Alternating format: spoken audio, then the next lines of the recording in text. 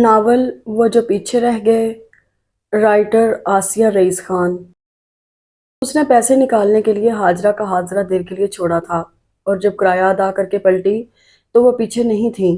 اس نے دائیں بائیں نظریں گھمائیں، پیچھے مڑ کر دیکھا، تیزی سے آگے بڑھ کر عمارت کے داخلی دروازے کا جائزہ لیا، مگر وہ کہیں نہیں تھیں۔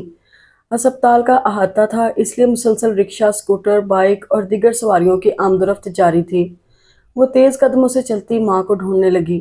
عجلت اور بے قراری اس کے انگ انگ سے ظاہر تھی۔ ہاجرہ سی جسامت والی دو عورتوں کو اس نے دوڑ کر پکڑا اور رخ اپنی سمت کر کے چہرہ دیکھا۔ اجنبی چہرہ دیکھتے ہی ان سے اپنی حرکت کی معذرت یا وضاحت کیے بنا وہ انہیں چھوڑ کر اسی رفتار سے آگے بڑھ کر دوسرا چہرہ دیکھنے لگتی۔ گھبراہٹ میں وہ یہ بھی فراموش کر بیٹھی تھی کہ ہاجرہ نے آسمانی ساڑی پہنی ہے۔ مختل ہوتے حواس سنبھالتے ہوئے وہ ان کے سے قد و قامت والی ہر عورت کو روک رہی تھی۔ ہر گزرتے لمحے کے ساتھ اس کی دھڑکن دھیمی ہوتی جا رہی تھی، مانو بس اب تھم جانے کو ہو۔ ہاتھ پیر بے جان ہونے لگے تھے۔ اس کا دوپٹہ سر سے ڈھلک کر شانوں پر آن گرا تھا۔ ہینڈ بیگ کا ایک سٹریپ کاندھے سے نیچے جھول رہا تھا۔ اسپتال کے آس پاس کا سارا علاقہ چھاننے کے بعد وہ آنسوؤں سے بھری آنکھوں اور کانپتے ہاتھوں سے عبدالخالق کو فون لگا رہی تھی۔ اور نہیں میرے اللہ، اس کا روم روم تڑپتے ہوئے دعا گو تھا۔ ہیلو، عبدالخالق کی آواز سنتے ہی وہ رونے لگی۔ ابو، امی نہیں مل رہی۔ کیا مطلب؟ رکشے والے کو پیسے دے رہی تھی، اتنی دیر میں وہ جانے کہاں چلی گئی؟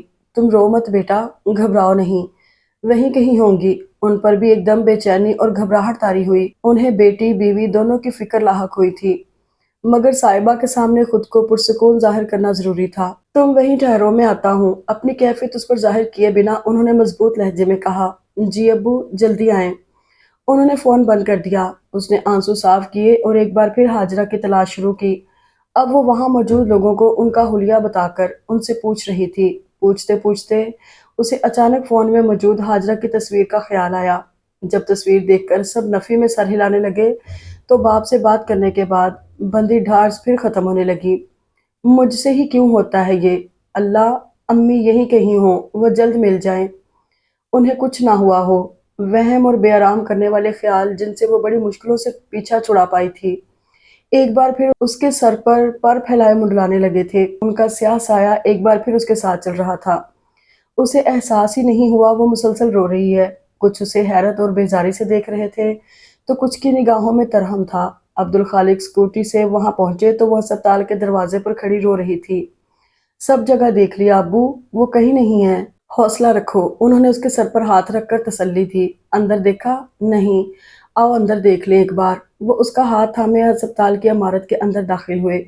یہاں نہیں ہوئی تو پولیس اسٹیشن چلتے ہیں۔ یہ سنتے ہی اس کے قدم بے جان ہو گئے۔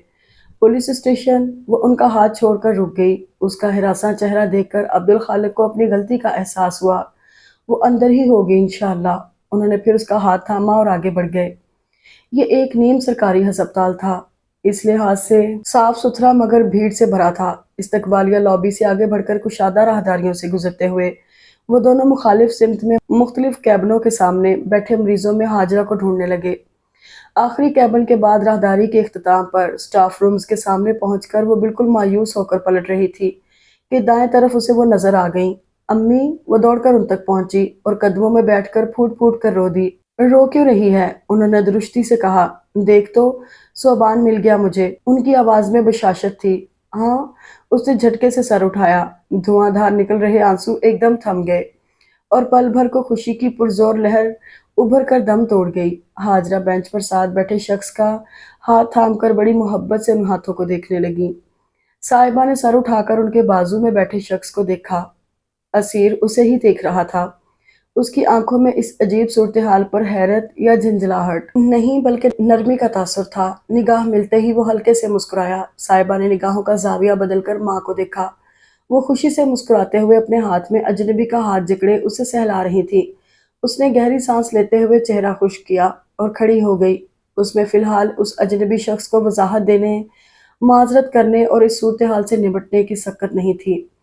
اس سے پہلے بھی ایسا کئی دفعہ ہو چکا تھا اور ہر بار زبردستی پکڑ کر بٹھائے گئے بندے کو سمجھانا اور پھر اس کی تلخ و ترش باتیں سننا پڑتی تھی۔ وہ کچھ کہے بنا وہاں سے دور ہو کر عبدالخالق کو فون لگانے لگی۔ ابو، لاسٹ میں آئیں، امی ادھر ہیں۔ جی، ان کے کال ریسیو کرتے ہی اس نے کہا۔ زرد اور سرمئی امتزاج کے سوٹ میں گندمی رنگت اور درمیانے قد والی وہ اس لڑکی کو یوں دیکھ رہا تھا جیسے بعد میں یادداشت کے سہارے اس کا ہو بہو اسکیچ بنانا ہو اور معمولی سی تفصیل بھی مس کرنا گناہ ہوگا۔ اسے اس کی متورم گہری سیاہ آنکھیں، چھوٹی سی ناک، قدرے سیدھی بھویں، مختصر سا ماتھا اور بھرے بھرے ہونٹ ہی نہیں، اس کا سیاہ ہینڈ بیگ، براؤن جوتے، کان کی چھوٹی سی بالیاں، دائیں آستین سے جھانکتی گھڑی اور بائیں ہتھیلی کی پشت کا داغ بھی ازبر ہو گیا تھا۔ اتنا ہی نہیں، ترتیب سے اس کے چہرے پر بدلے فکر، اطمینان، مسرت اور پھر دکھ کے ساتھ ملامت کے تاثرات بھی ذہن میں درج تھے۔ عمر کے فرق کے باوجود اس کے قریب بیٹھی خاتون اور اس جاذب نظر لڑکی کے چہروں کی مماثلت انہیں ماں بیٹی بتا رہی تھی۔ فون بند کر کے اس نے ایک تھکی تھکی سانس لے کر ہینڈ بیگ اور دوپٹہ درست کیا اور وہیں کھڑی عبدالخالق کا انتظار کرنے لگی۔ ماں کے مل جانے پر کچھ دیر پہلے والی بے قراری اب ندارت تھی اور ذرا پیچھے چلی گئی دائمی اداسی پھر احساسات کی محفل میں نشست سنبھال چکی تھی۔ اس نے مڑ کر دوبارہ انہیں دیکھا نہیں تھا مگر اسیر کو محسوس ہو رہا تھا وہ آنسو ضبط کرنے کی کوشش کر رہی ہے۔ کہاں ہیں؟ عبدالخالق صاحب نے قریب پہنچ کر پوچھا ہی تھا کہ بینچ پر نظر پڑی۔ اوہ! ایک اجنبی نوجوان کا ہاتھ تھامے بیٹھی بیوی کو دیکھتے ہی انہیں سارا ماجرا سمجھ میں آ گیا۔ وہ بینچ کے پاس آ کر رک گئے۔ ہاجرہ، ڈاکٹر کا کیبن ادھر نہیں ہے، چلو ورنہ ہمارا نمبر چلا جائے گا۔ آپ کیوں آ گئے یہاں؟ میں صوبان کے ساتھ جاؤں گی۔ وہ نروٹھے پن سے گویا ہوئیں۔ صوبان کو بہت ضروری کام ہے اس وقت، اسے پہلے وہ کرنے دو۔ ان کی بات پر ہاجرہ نے اسیر کو دیکھا۔ اس نے اسبات میں سر ہلا کر اپنا ہاتھ ہاجرہ کی گرفت سے نکال کر ان کا ہاتھ تھپ تھپایا۔ آپ پہلے ڈاکٹر سے مل لیں۔ اس سلجھے انداز میں ان کے ساتھ جھوٹ میں شامل ہونے پر وہ دونوں باپ بیٹی حیران ہوئے۔ ہاجرہ نے انہیں ایسی مشکل میں پہلے بھی ڈالا تھا اور ہر بار انہیں مقابل کی بے آرامی، ناگواری، جھنجھلاہٹ اور کبھی غصہ تک جھیلنا پڑتا تھا۔ کوئی ان کے ساتھ اس کھیل میں اس طرح شامل نہیں ہوتا تھا جیسے وہ ہوا تھا۔ تم صاحبہ کے ساتھ جاؤ، میں پیچھے آ رہا ہوں۔ انہوں نے ہاجرہ کو کھڑا کیا۔ تب تک وہ بھی قریب پہنچ گئی تھیں۔ چلے امی، اس نے ان کے شانوں کے گرد بازو پھیلایا اور انہیں ساتھ لے کر آگے بڑھی۔ ہاجرہ نے مڑ کر اسیر کو دیکھا جو اب کھڑا تھا۔ اس نے مسکرا کر انہیں جیسے تسلی دی۔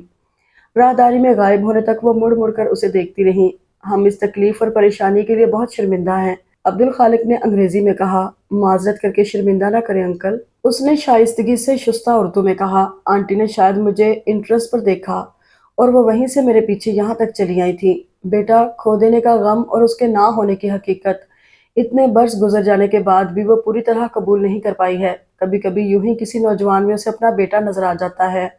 اوہ، میں ڈاکٹر اسیر زماں، اس نے تعارف کے ساتھ مصافحے کے لیے ہاتھ بڑھایا جسے عبدالخالق نے تھام لیا۔ جنرل سرجن، کچھ دن پہلے ہی یہاں جوائن کیا ہے۔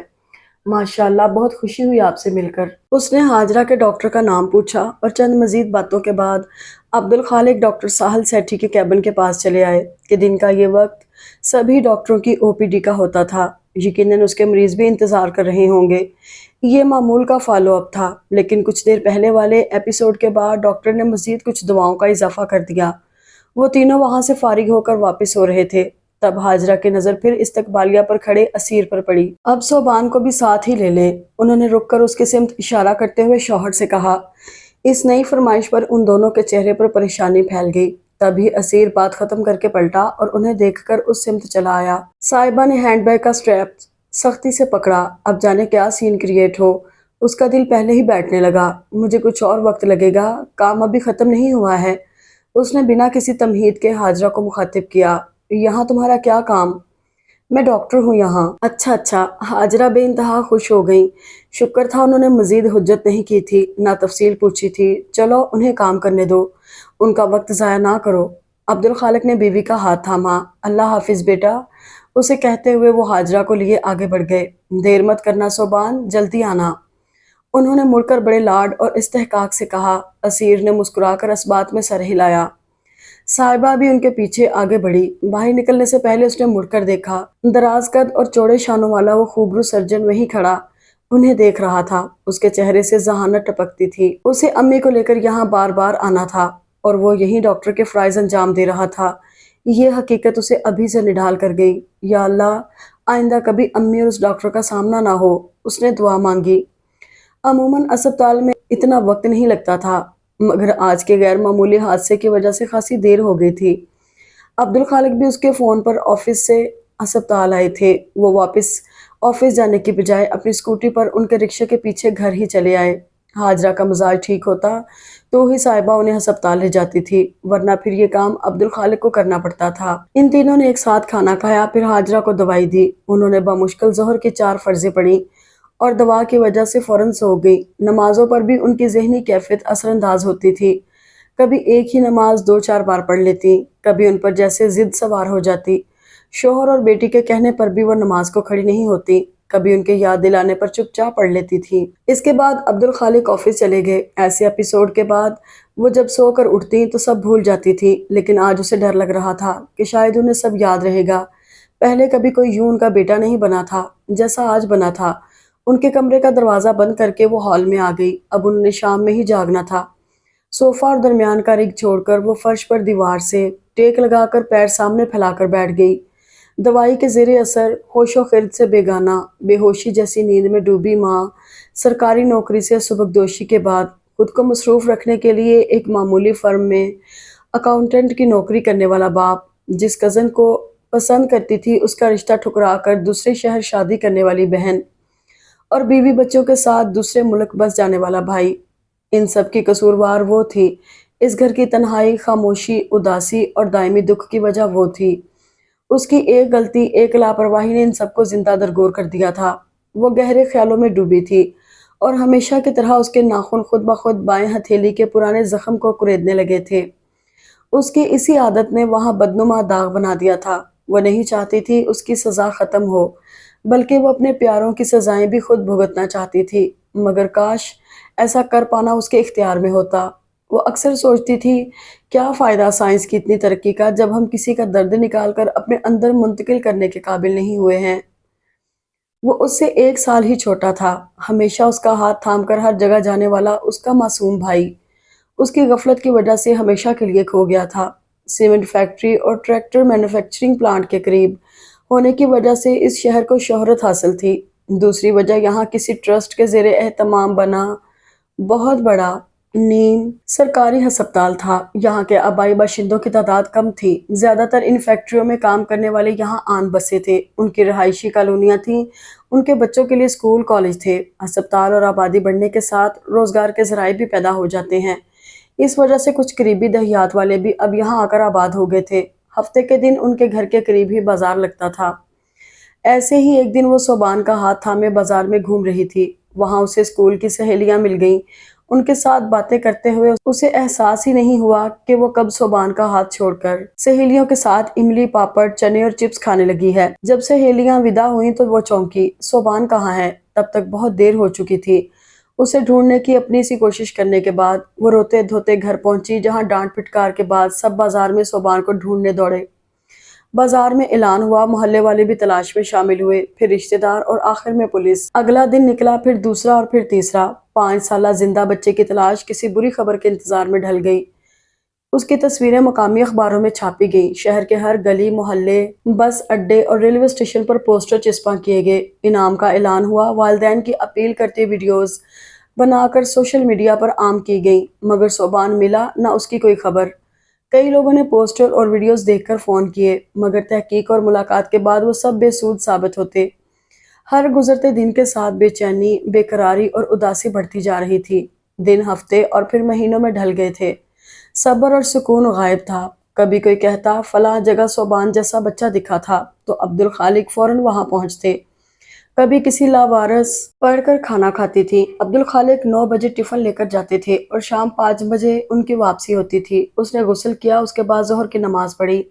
ہال میں میز پر کھانا لگانے کے بعد وہ حاجرہ کو بلانے ان کے کمرے میں آئی۔ چلے امی؟ دروازہ کھلتے ہی وہ گھبرا گئی، کمرہ خالی تھا۔ امی؟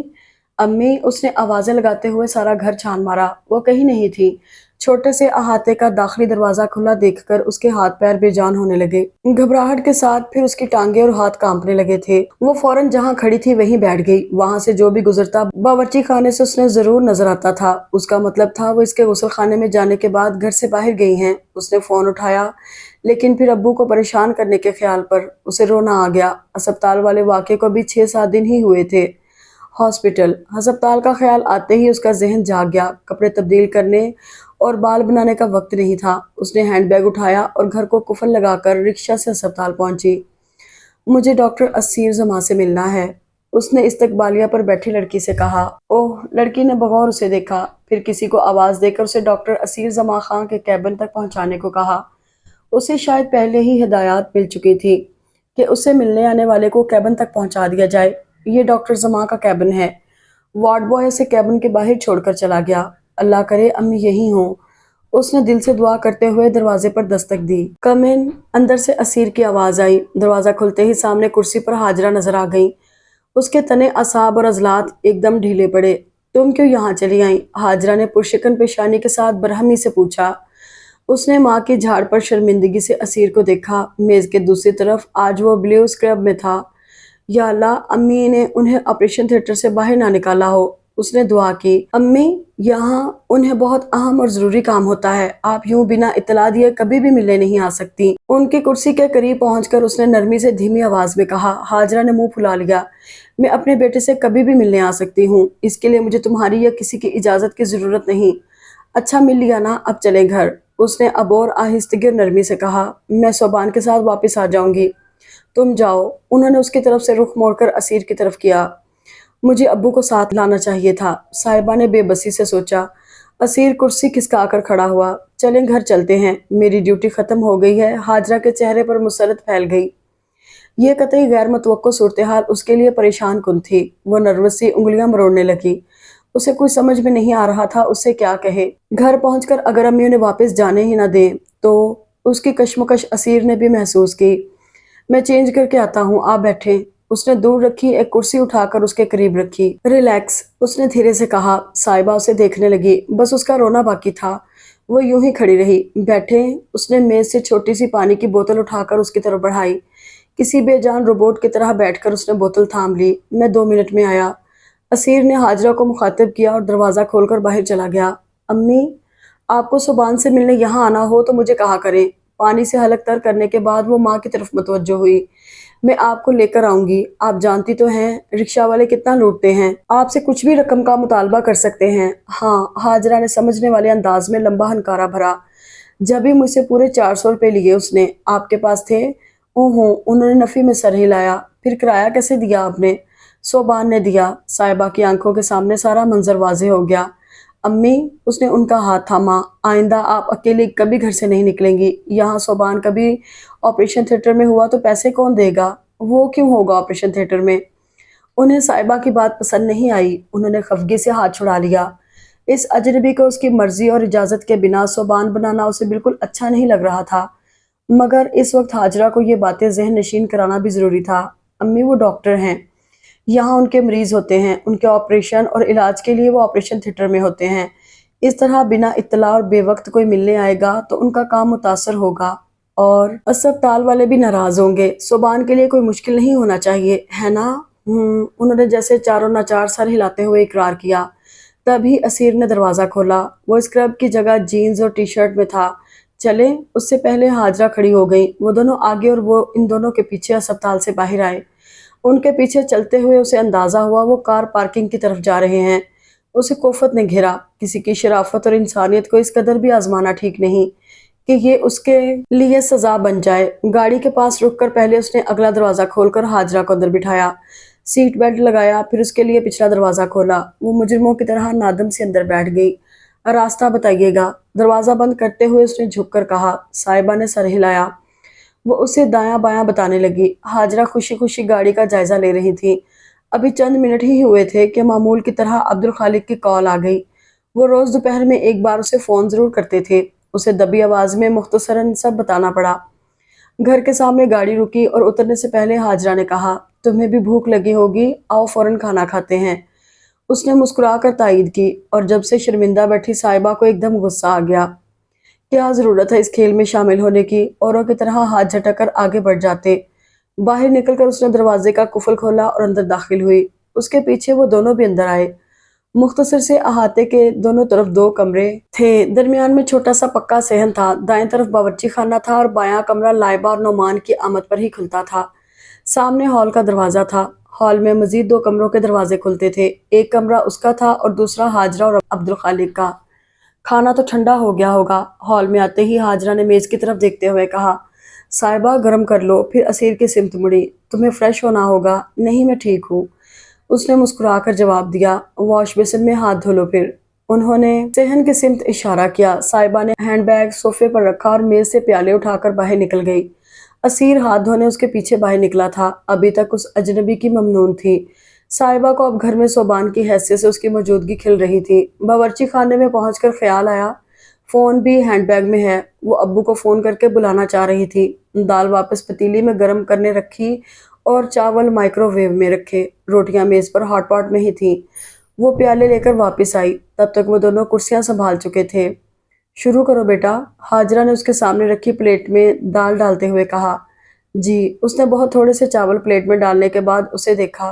वो खड़ी हाजरा की प्लेट में खाना निकाल रही थी। आप नहीं खा रही? असीर ने यूं पूछा जैसे वो रोज साथ खाने का आदी हो। उसने नफी में सर हिलाया। हाजरा के आगे पानी से भरा गिलास रखकर वो सोफे पर रखे हैंडबैग से फोन निकाल रही थी। तभी इतलाई घंटी बजी। वो बाहर भागी। दरवाजे पर अब्दुल खालिक थे। वो उन्हें सारी तफसील बताकर उनके साथ हॉल में दाखिल हुई तो चेहरे पर जरा इत्मीनान था। असीर अपनी प्लेट साफ करके चमचा प्लेट में एक तरफ रख चुका था। उसने उन्हें सलाम किया। वो जवाब देते हुए कुर्सी पर बैठ गए। साहिबा ने गिलास में पानी डालकर उन्हें दिया। हाजरा खाने में मसरूफ थी। दवाइयाँ भी दे दो, उन्होंने साहिबा से कहा। वो कमरे में जाकर दवाइयाँ ले आई। खाने के बाद हाजरा ने खामोशी से सारी दवाइयाँ ले ली। वो बड़ी मुतमईन थी। इस वक्त उन्हें देखकर कोई नहीं कह सकता था कि उन्हें कोई मसला है और वो किसी अजनबी को अपना बेटा बनाकर घर ले आई हैं। चाय पियोगे? उठते हुए उन्होंने असीर से यूं पूछा जैसे कि रोज का मामूल हो। नहीं, अच्छा, मैं नमाज पढ़ के आती हूँ। वो कमरे में चली गई। साहिबा मेज से बर्तन समेटकर बाहर चली गई। इस परेशानी के लिए बहुत माजरत बेटा। ये पहली बार हुआ कि वो अकेली कुछ कहे बिना घर से निकल गई। प्लीज़ आप माजरत ना किया करें। मैं जानता हूँ वो मरीज़ा हैं। आप ये एहतियात करें कि अब से दरवाज़ा लॉक रखा करें। ये आपकी शराफत है बेटा, जो आप अपनी प्राइवेसी और प्रोफेशनल लाइफ में ये ज़बरदस्ती की मुदाखलत बर्दाश्त कर रहे हैं। मुझे इन सब से कोई तकलीफ या परेशानी नहीं है अंकल, आप इतना ना सोचें।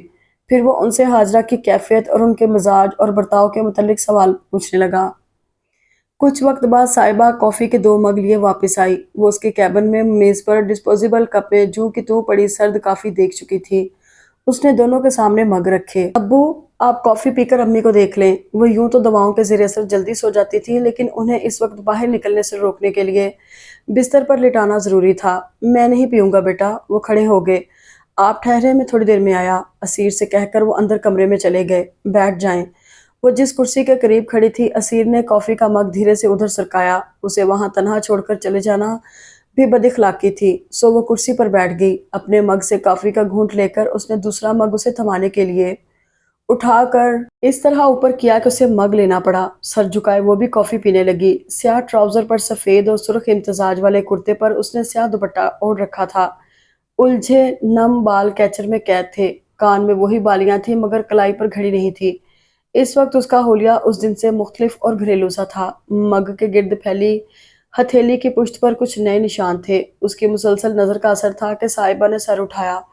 पकड़े जाने पर निगाह चुराने की बजाय असीर मुस्कुराया। उसकी गहरी निगाहें और मुस्कुराहट से झलकती दिलचस्पी पर उसने सर झुका लिया। आंटी की ये कंडीशन कब से है? 20 साल से। अंकल ने कहा था उन्होंने बेटा खोया है।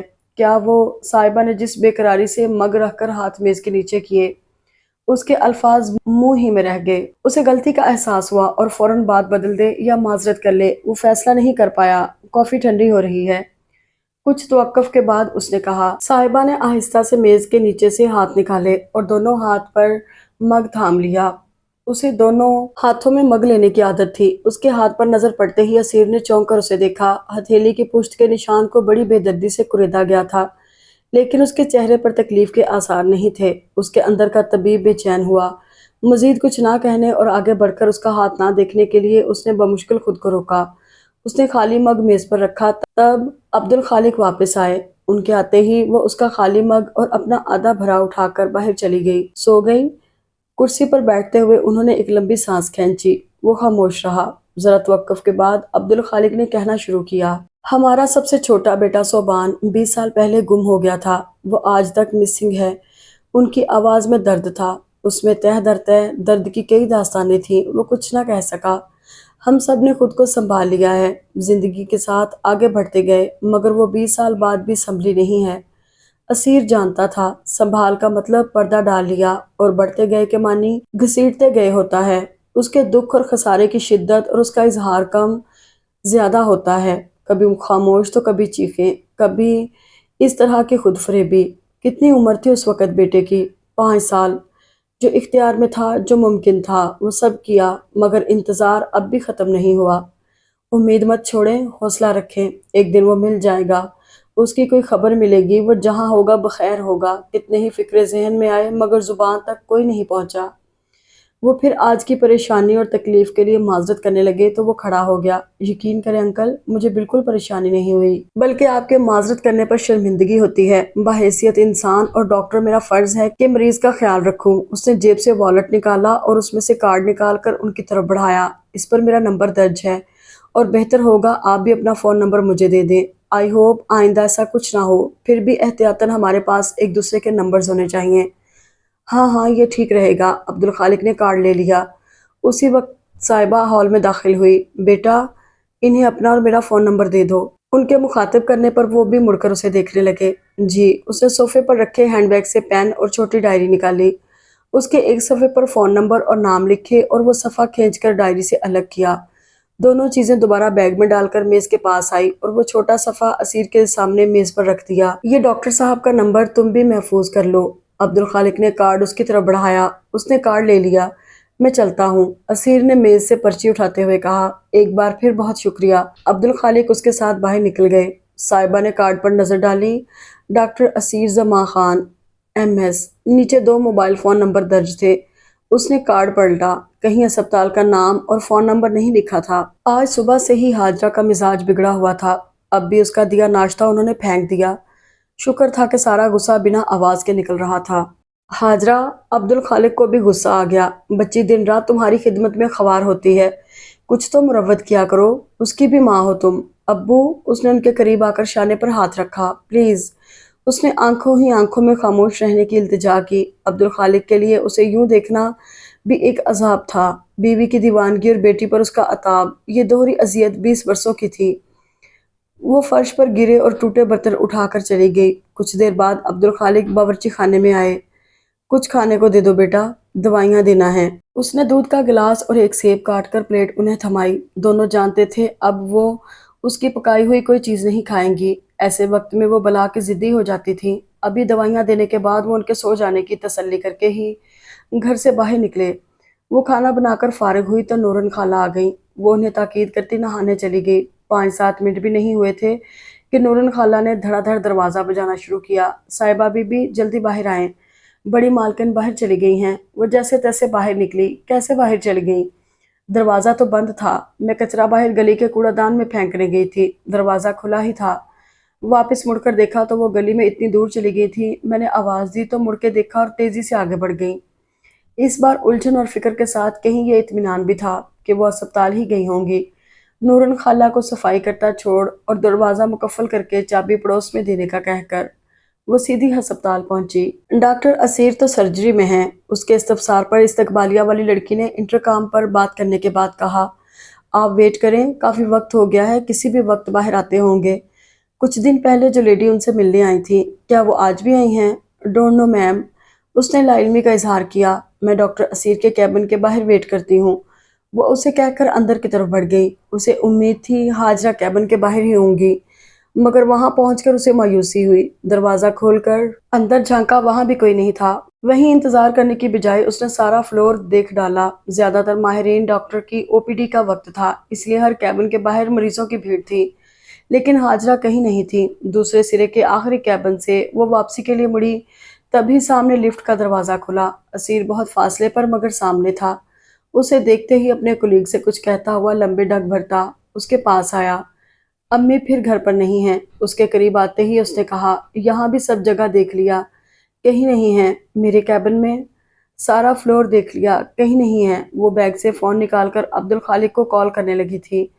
کتنا وقت ہوا ہے؟ شاید 40-45 منٹ۔ آپ کیبن میں ویٹ کریں، میں دیکھتا ہوں۔ وہ اسے کہہ کر تیزی سے چلا گیا۔ فون پر بات کرتے ہوئے وہ اس کے کیبن میں آئی۔ اسیر داخلی دروازے کا CCTV فوٹیج دیکھ کر واپس آیا तो वो छोटी सी जगह में टहल रही थी। वो यहाँ नहीं आई, फिर कहाँ गई? उसका चेहरा इस बुरी तरह मुतगय्यर हुआ कि असीर को लगा वो गश खा कर गिर जाएगी। आप बैठ जाएं। नहीं, वो बाहर जाने लगी थी। मैं भी चलता हूँ। उसने डेस्क के उस तरफ जाकर मेज से गाड़ी की चाबी उठाई। उसने सुना या नहीं वो समझ नहीं पाया, क्योंकि वो बाहर निकल गई थी।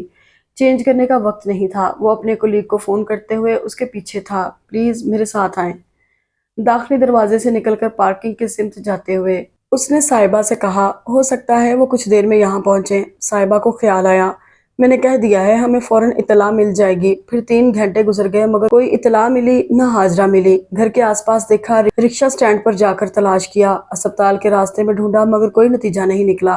ताया जान के घर भी सबको खबर हो गई थी। वो और अरबाब भी आ गए। अब्दुल खालिक ने इकबाल चौधरी को भी फोन करके बुला लिया था और उनके मशवरे पर अब पुलिस स्टेशन जाने और उनकी तस्वीर और ऐलान की बातें होने लगी थी।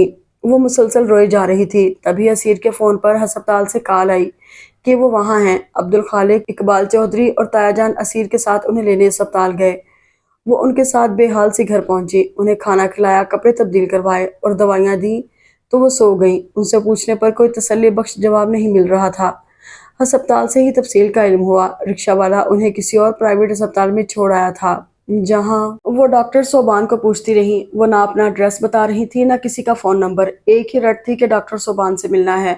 बहुत देर बाद किसी को ख्याल आया तो दीगर अस्पताल और क्लिनिक में फ़ोन करके डॉक्टर सोबान का दरियाफ्त करने लगे और आखिर असीर के अस्पताल से जवाब मिला कि उस पेशेंट को यहाँ भेज दें। जहाँ उन्हें देखकर सुकून मिला था, वहीं उनकी इस नई जिद और हरकत ने हद दर्जा तशवीश भी पैदा कर दी थी।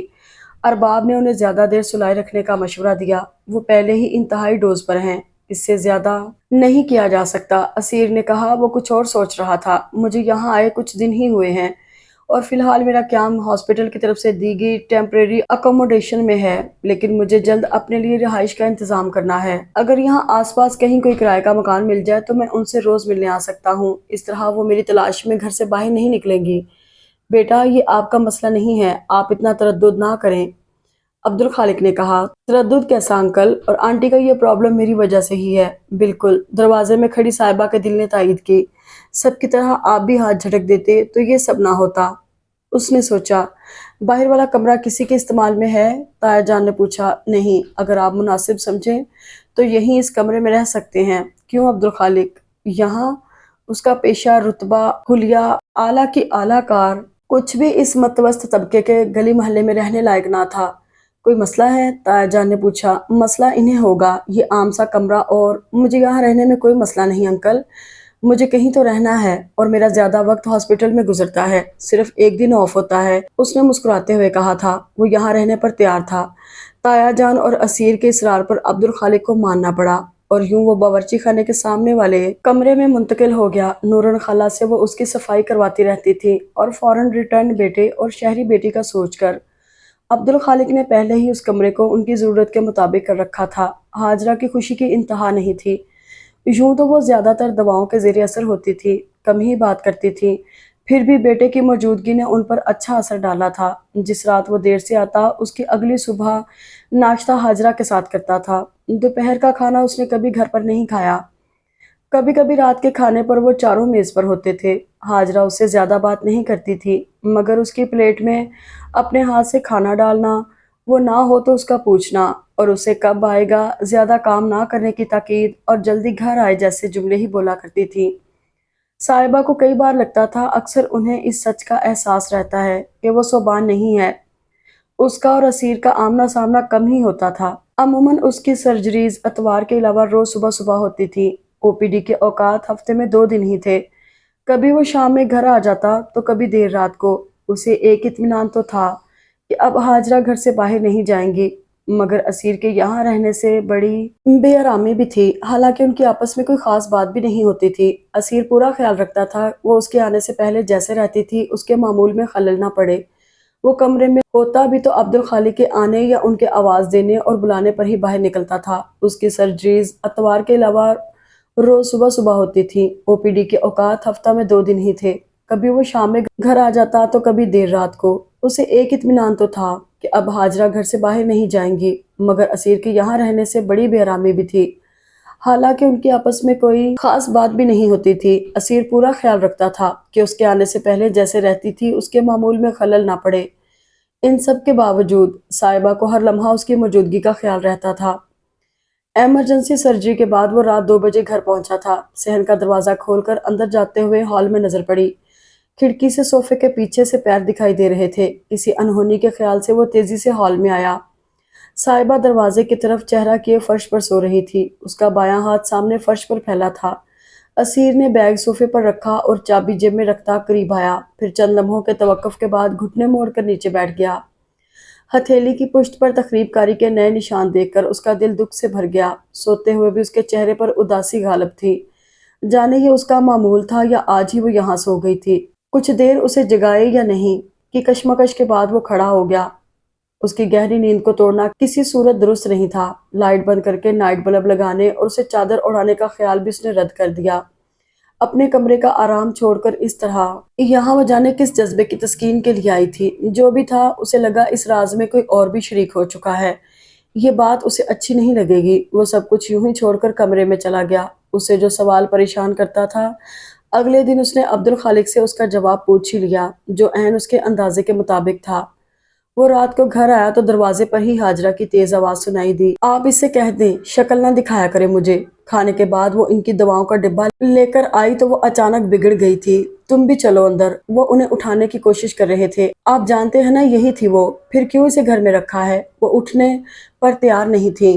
ہاجرہ کمرے میں چلو، دیکھو دوائی کا وقت نکلا جا رہا ہے، پہلے آپ اسے کہیں یہاں سے جائے۔ عبدالخالق نے بے بسی سے بیٹی کو دیکھا۔ جان سے پیاری بیٹی کے لیے اپنی بے بسی انہیں بہت شرمندہ کرتی تھی۔ وہ آنسو پیتی سست قدم سے دروازے کی سمت جانے لگی۔ ہاجرہ اٹھ گئی۔ وہ اسے لیے کمرے میں چلے گئے۔ دروازے سے باہر نکلتے ہی وہ اسے دیکھ کر ٹھٹک گئی۔ تنہا ذلیل ہونا زیادہ آسان ہے، اس نے سوچا۔ اسیر کچھ کہتا اس سے پہلے وہ واپس دروازے سے اندر چلی گئی۔ ہال اب خالی تھا۔ وہ بھی اپنے کمرے میں چلا گیا۔ عبدالخالق فجر پڑھ کے آنے کے بعد پھر سو جاتے تھے۔ وہ ان کے کمرے میں جاتے ہی دبے پاؤں باہر نکل گئی۔ جب گھر میں دم گھٹنے لگتا تھا تو وہ فیکٹری کے پیچھے والے پرانے رستے پر آتی تھی، جو اب زیر استعمال نہیں تھا، اس لیے سنسان ہوتا تھا۔ گلیوں کے بیچ اس نے یہاں کا شارٹ کٹ تلاش کر لیا تھا۔ گھر سے نکل کر کھلے آسمان کے نیچے کچھ دیر سانسیں بحال کر کے وہ آگے کا بوجھ ڈھونے کو تازہ دم ہو جاتی تھی۔ اس کے کچھ دیر بعد جاگنگ کے لیے باہر نکلے اسیر نے اسے پیچھے سے پہچان لیا تھا۔ اتنی صبح کہاں؟ اسے گزشتہ رات کا واقعہ یاد آیا۔ وہ دبے قدموں سے اس کے پیچھے ہو لیا۔ وہ تنگ سی گلیوں سے گزر کر قدرے سنسان حصے میں ذرا دور چل کر اس راستے تک پہنچی تھی۔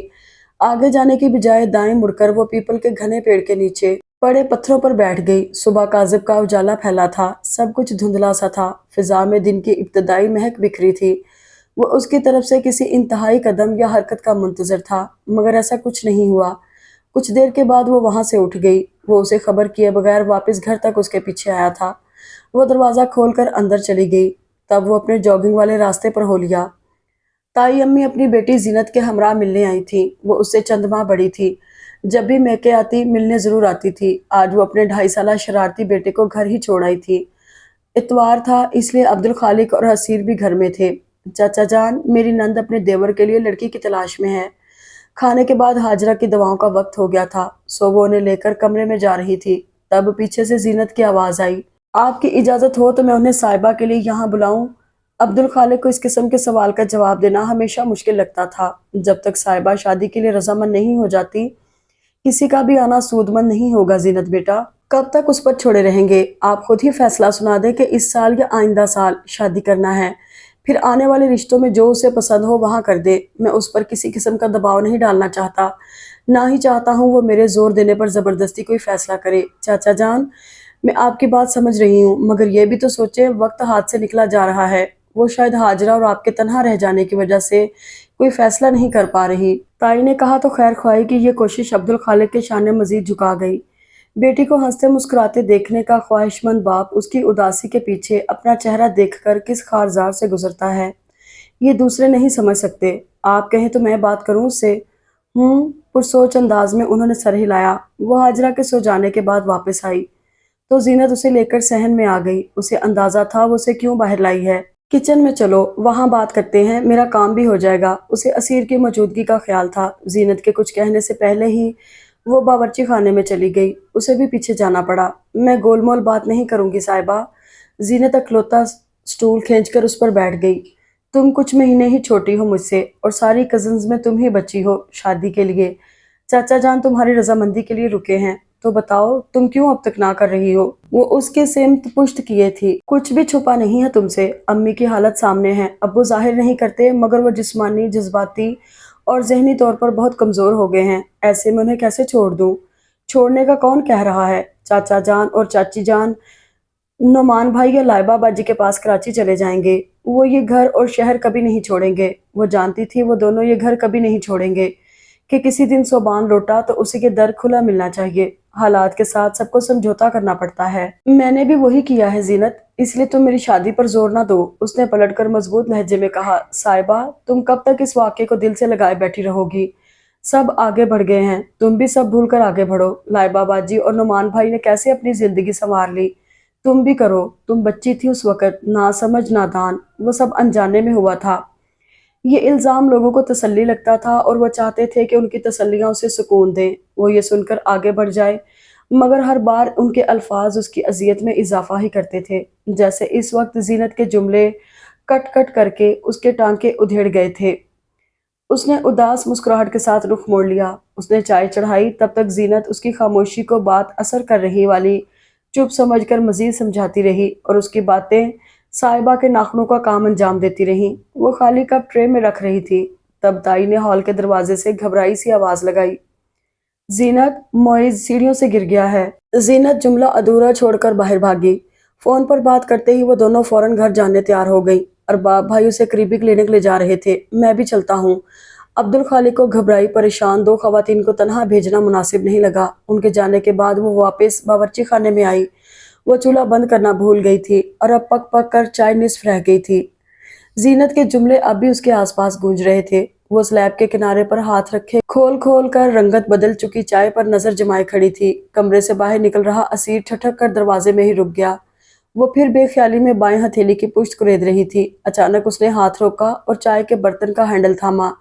اسیر کا دل چاہا آواز دے کر اسے متوجہ کرے، مگر وہ کچھ کرتا اس سے پہلے وہ ساس پین کا ہینڈل اٹھا کر سنک کی طرف بڑھی، اور اس کا اگلا عمل ذہن میں آتے ہی اسیر پلک جھپکتے ہی باورچی خانے میں آ کر چیخا، سٹاپ! مگر دیر ہو چکی تھی۔ وہ کھولتی چائے بائیں ہاتھ پر انڈیل رہی تھی۔ اسیر نے ساس پین چھین کر سنک میں پھینکا اور کلائی پکڑ کر ہاتھ نلکے کے نیچے کر کے پانی ڈالنا شروع کیا۔ اس کے چہرے پر تکلیف کے آثار نہیں تھے، لیکن آنسو بہہ رہے تھے۔ اس نے ہاتھ چھڑانے کی کوشش کی۔ یہ ہاتھ ڈاکٹر کے ہاتھ میں ہے، اسیر نے سنجیدگی سے کہا۔ نلکا اور چولہا بند کیا اور یوں ہی اس کی کلائی تھامے اپنے کمرے میں آیا۔ بیٹھے، کمرے کی اکلوتی کرسی کے قریب لا کر اسے حکم دیا۔ وہ بیٹھ گئی۔ اسیر نے اس کا ہاتھ اب بھی نہیں چھوڑا تھا۔ اسے ڈر تھا وہ پھر کھرچنے لگے گی۔ میز پر ہی فرسٹ ایڈ باکس رکھا تھا۔ اس نے ایک ہاتھ سے باکس اٹھایا اور نیچے موڑ کر فرش پر بیٹھ گیا۔ وہ سر جھکائے آنسو بہاتی خاموشی سے اس طبیب کی حرکتیں دیکھ رہی تھی۔ زخم خشک کرنے کے بعد اس نے ہتھیلی اسی کے زانوں پر رکھی، پھر کوئی آئنٹمنٹ سرخ جلے حصے پر پھیلایا۔ وہ زخم ہی نہیں، پوری ہتھیلی کی پشت متاثر ہوئی تھی۔ شکر تھا اس وقت اس کے پاس سلور سلفاڈازائن آئنٹمنٹ تھا، مگر فائن میش گاز نہیں تھا۔ زخم پر ویسے اس کی ضرورت نہیں تھی، لیکن کچھ بعید نہ تھا اس کا ہاتھ پھر وہاں تک پہنچ جاتا۔ اس نے ایک گہری سانس لے کر سر جھکائے بیٹھی صاحبہ کو دیکھا۔ آپ مجھے یقین دلائیں اس زخم کو چھوئیں گی نہیں؟ اس نے جواب دینے کی بجائے دائیں ہاتھ سے گال خشک کیے اور بایاں ہاتھ زانوں سے اٹھانا چاہا۔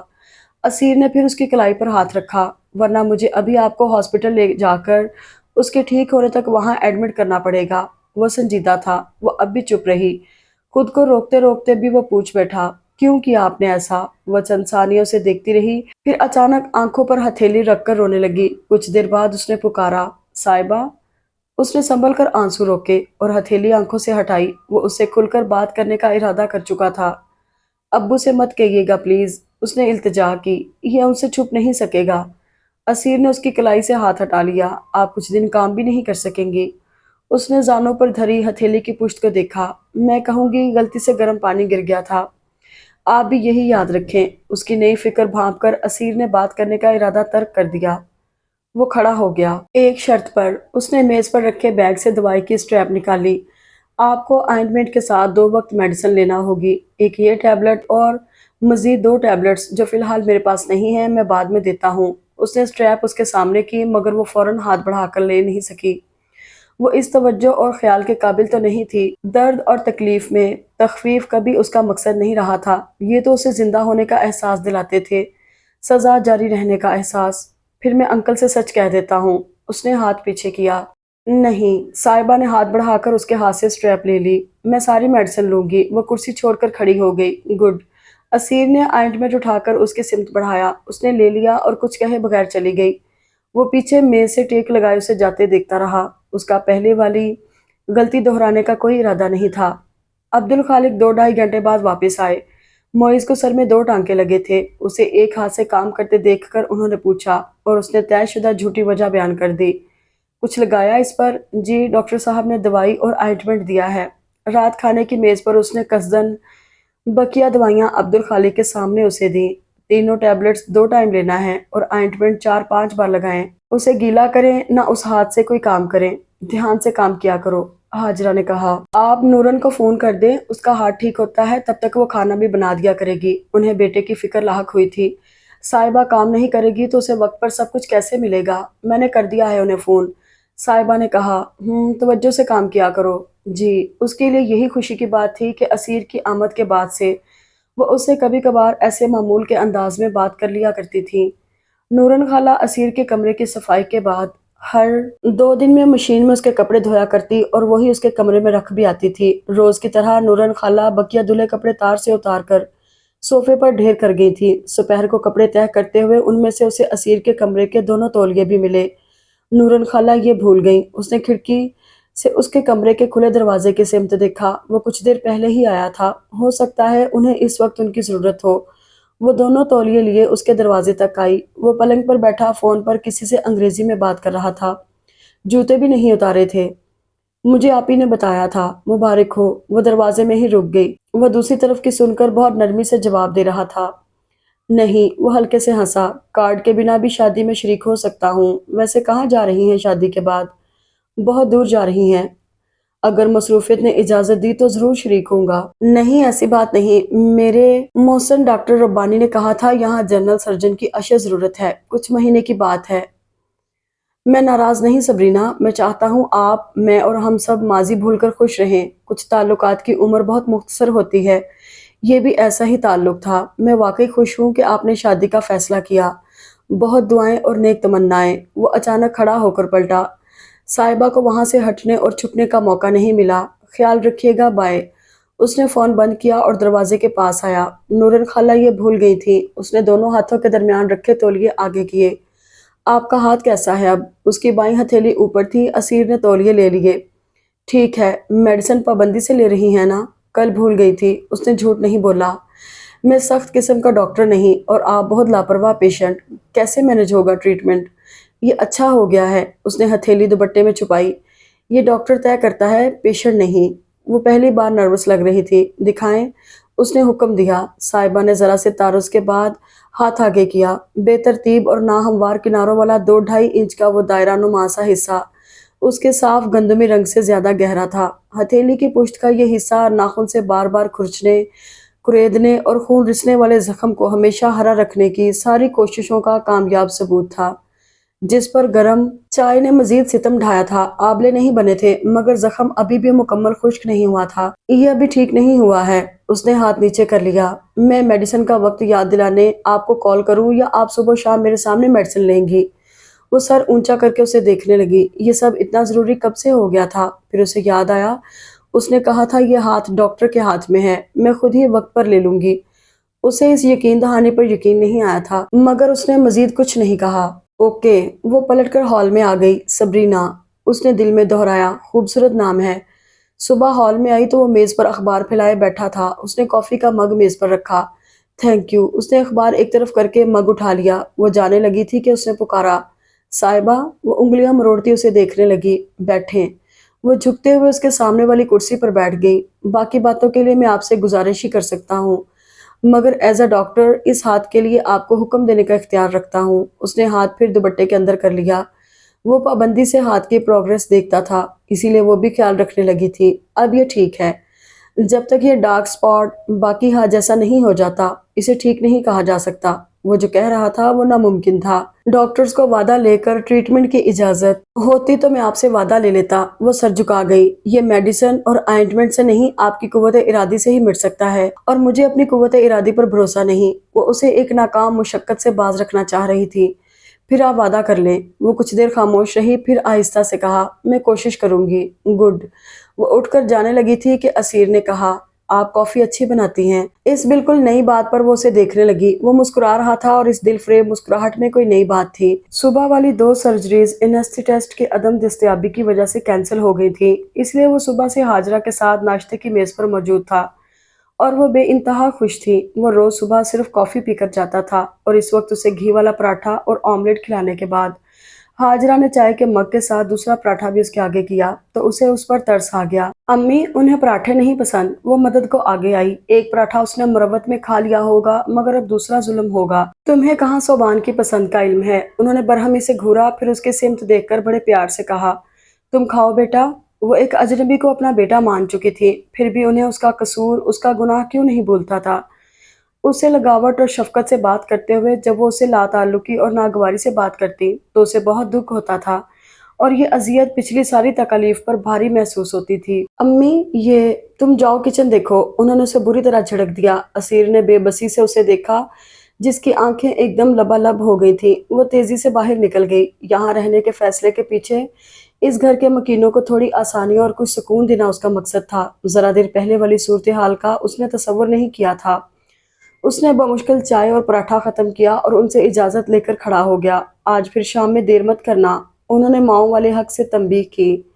جی کوشش کروں گا، اس نے سعادت مندی سے کہا۔ ہال سے نکلتے ہوئے اس نے دائیں طرف دیکھا، وہ سنک کے قریب کھڑی برتن دھو رہی تھی۔ حالانکہ اس کام کے لیے کچھ دیر بعد نورن خالہ آنے والی تھی، پورا دن اس کی بھری آنکھیں اس کے ساتھ تھیں۔ شام میں عبدالخالق کے آنے کے بعد وہ ضروری سامان لینے کے بہانے گھر سے باہر نکلی۔ گھر سے 2-3 گلیاں پار کرنے کے بعد اس کا رخ فیکٹری کے پیچھے والے راستے کی طرف تھا۔ اسے دل کھول کر رونے کے لیے بھی اتنی مشقت کرنا پڑتی تھی۔ دائیں طرف اپنے مخصوص پیڑ کے سمت بڑھتے ہوئے وہ ٹھٹک کر رک گئی۔ سامنے دیکھی بھالی سفید کار کھڑی تھی، اور قریب ہی جیبوں میں ہاتھ ڈالے اسیر ٹہل رہا تھا۔ اس کا دل کیا فوراً پلٹ جائے، مگر تب تک وہ اسے دیکھ چکا تھا۔ اسیر نے سیاہ چشمہ آنکھوں سے ہٹایا۔ دونوں اپنی جگہ خاموش کھڑے ایک دوسرے کو دیکھ رہے تھے۔ گرمی بہت ہے، اندر بیٹھیے۔ فاصلہ زیادہ تھا، بالآخر اسیر نے اونچی آواز میں کہا، اور اگلا دروازہ کھولا۔ یہ اتفاق نہیں تھا، وہ کس ارادے سے آیا تھا؟ صاحبہ سوچتے ہوئے آگے آئی اور اگلی نشست پر بیٹھ گئی۔ دروازہ بند کر کے دوسری سمت سے وہ بھی اندر آیا۔ وہ ہینڈ بیگ گود میں رکھے ہاتھ اس پر جمائے بیٹھی تھی۔ صبح کے لیے سوری، آپ اتنا نہ سوچا کریں، 2 پراٹھے کبھی کبھار کھا سکتا ہوں، اس نے ماحول بدلنے کے لیے بشاشت سے کہا۔ آپ بھی اتنا نہ سوچیں، اس نے سر جھکا کے کہا۔ آپ کیوں اب تک خود کو بلیم کرتی ہیں؟ اس کی خاموشی پر کچھ دیر چپ رہنے کے بعد اسیر نے پوچھا۔ سب کی طرح اس نے اس میں تمہاری کوئی غلطی نہیں جیسی تسلی سے ابتدا نہیں کی تھی۔ غیر ارادتاً ہی اوپر رکھے دائیں ہاتھ کے ناخن بائیں ہتھیلی پر متحرک ہوئے، اور اسیر نے اسے روکنے کے لیے ہاتھ بڑھایا۔ پلیز۔ اس کے ہاتھ کے قریب پہنچ کر اس نے اپنا ہاتھ روکا۔ صاحبہ نے دونوں ہاتھ دوپٹے کے اندر کر لیے۔ اسے سخت جواب دے کر وہاں سے چلے جانے کا خیال آیا۔ اس کی ان کے گھریلو معاملات میں دخل اندازی اور دلچسپی کی وجہ پوچھنے کا دل کیا، وہ اسے اس کے حال پر کیوں نہیں چھوڑ دیتا؟ سوال ابھرا، غصہ آنے لگا، کوفت نے گھیرا، جھنجھلاہٹ سوار ہوئی۔ سوچ کے ساتھ ساتھ بدلتے تاثرات کے ساتھ وہ اسے یک ٹک دیکھ رہی تھی۔ صاحبہ، اسیر نے دھیرے سے پکار کر اس کی محویت توڑنا چاہی، اور وہ ایک دم رونے لگی۔ گھر سے یہاں پہنچنے تک وہ ان کو بہلاتی آ رہی تھی کہ اپنے مقام پر پہنچ کر بہنا، اور یہ ان کے بے قابو ہونے کا ہی مقام تھا۔ کیوں خود کو بلیم نہ کروں؟ میں نے اس کا ہاتھ چھوڑا تھا، میری نہیں تو کس کی غلطی ہے؟ اس نے نہیں کہا تھا میں لے گئی تھی اسے وہاں، میری ذمہ داری تھا وہ، اس بھیڑ میں نے تنہا چھوڑا تھا اسے، اور آپ پوچھ رہے ہیں کیوں خود کو بلیم کرتی ہوں؟ کیوں نہ کروں؟ میرا نہیں تو کس کا قصور ہے؟ وہ روتے ہوئے کہہ رہی تھی۔ کسی کا نہیں، کسی کی غلطی نہیں تھی، کسی کا قصور نہیں ہے، یہ ہاتھ میں نے کھینچا تھا۔ اس نے اپنا ہاتھ سامنے کیا، اس نے نہیں چھڑایا تھا۔ مجھے اس کے ساتھ سے زیادہ اپنی سہیلیوں کی پرواہ تھی، مجھے اس کی فکر کی بجائے کھانے کا لالچ تھا، غافل میں ہوئی تھی، امی کی جتائی بات میں بھول گئی تھی۔ آپ 6 سال کی بچی تھی، آپ کی جگہ کوئی بھی ہوتا تو شاید یہی سب کرتا، میں بھی وہی سب کرتا جو آپ نے کیا، ہونے کو کوئی نہیں ٹال سکتا۔ صوبان اور آپ سب کا ساتھ اتنا ہی تھا تو کوئی اور حادثہ بھی بہانہ بن سکتا تھا، کوئی اور نہیں نا، وہ میں ہوں۔ اس نے اس درد بھری عاجزی سے کہا کہ اسیر کا دل سکڑا۔ آپ بس بہانہ تھی جو کوئی بھی ہو سکتا تھا۔ آپ اس حادثے کی مجرم نہیں، اس لیے یہ خود ساختہ سزا ختم کریں، اس نے نرم لہجے میں کہا۔ کیسے؟ آنسوؤں کے درمیان اس نے مشکل سے ایک لفظ کہا۔ خود کو یقین دلائیں کہ آپ بھی اس حادثے کی وکٹم ہیں۔ پیچھے رہ جانے والے بچھڑ جانے والوں جتنا ہی سہتے ہیں، بچھڑنے والے سب چھوڑ جاتے ہیں اور رہ جانے والوں کے لیے ان کے بنا سب چھوٹ جاتا ہے۔ اتنے سالوں میں یہ اس نے پہلی بار سنا تھا۔ میں خود کو یقین دلا بھی دوں تو صوبان کا خیال۔ اس نے سینے پر ہاتھ رکھا۔ میری بے قراری، میری بے چینی کا آپ اندازہ بھی نہیں لگا سکتے۔ کیا کیا خیال آتے ہیں، اور پھر یہ خیال کہ ایسا ہی سب کچھ امی ابو بھی سوچ رہے ہوں گے۔ مر جانے کو دل کرتا ہے لیکن انہیں تنہا کرنے کا خیال مرنے نہیں دیتا۔ اس کی آواز حلق اور آنکھوں میں آنسوؤں کی زیادتی کے سبب پھنسی گئی تھی۔ وہ رک کر ذرا سنبھلی۔ اس لیے آپ ہمارے حالات اور اذیت کو سمجھتے ہیں، یہ غلط فہمی دور کر لیں۔ اس نے زندگی میں پہلی بار اتنی سخت اور دو ٹوک بات کی تھی۔ دونوں ہاتھ چہرے پر پھیر کر اس نے رخ کھڑکی کی سمت کر لیا۔ اسیر بھی گہری سانس خارج کر کے بند کھڑکی سے باہر دیکھنے لگا۔ ایک لمبی خاموشی کے بعد اسیر نے پھر اس کی سمت دیکھا۔ کیسے خیال آتے ہیں؟ اس نے فوراً کچھ نہیں کہا لیکن کچھ دیر بعد کھڑکی سے باہر دیکھتے ہوئے خود کلامی کے انداز میں کہنا شروع کیا۔ کہاں ہوگا اس وقت صوبان؟ اس کے ساتھ کیا ہوا ہوگا؟ 5 سال کا وہ معصوم کس کے ہتھے چڑھا ہوگا؟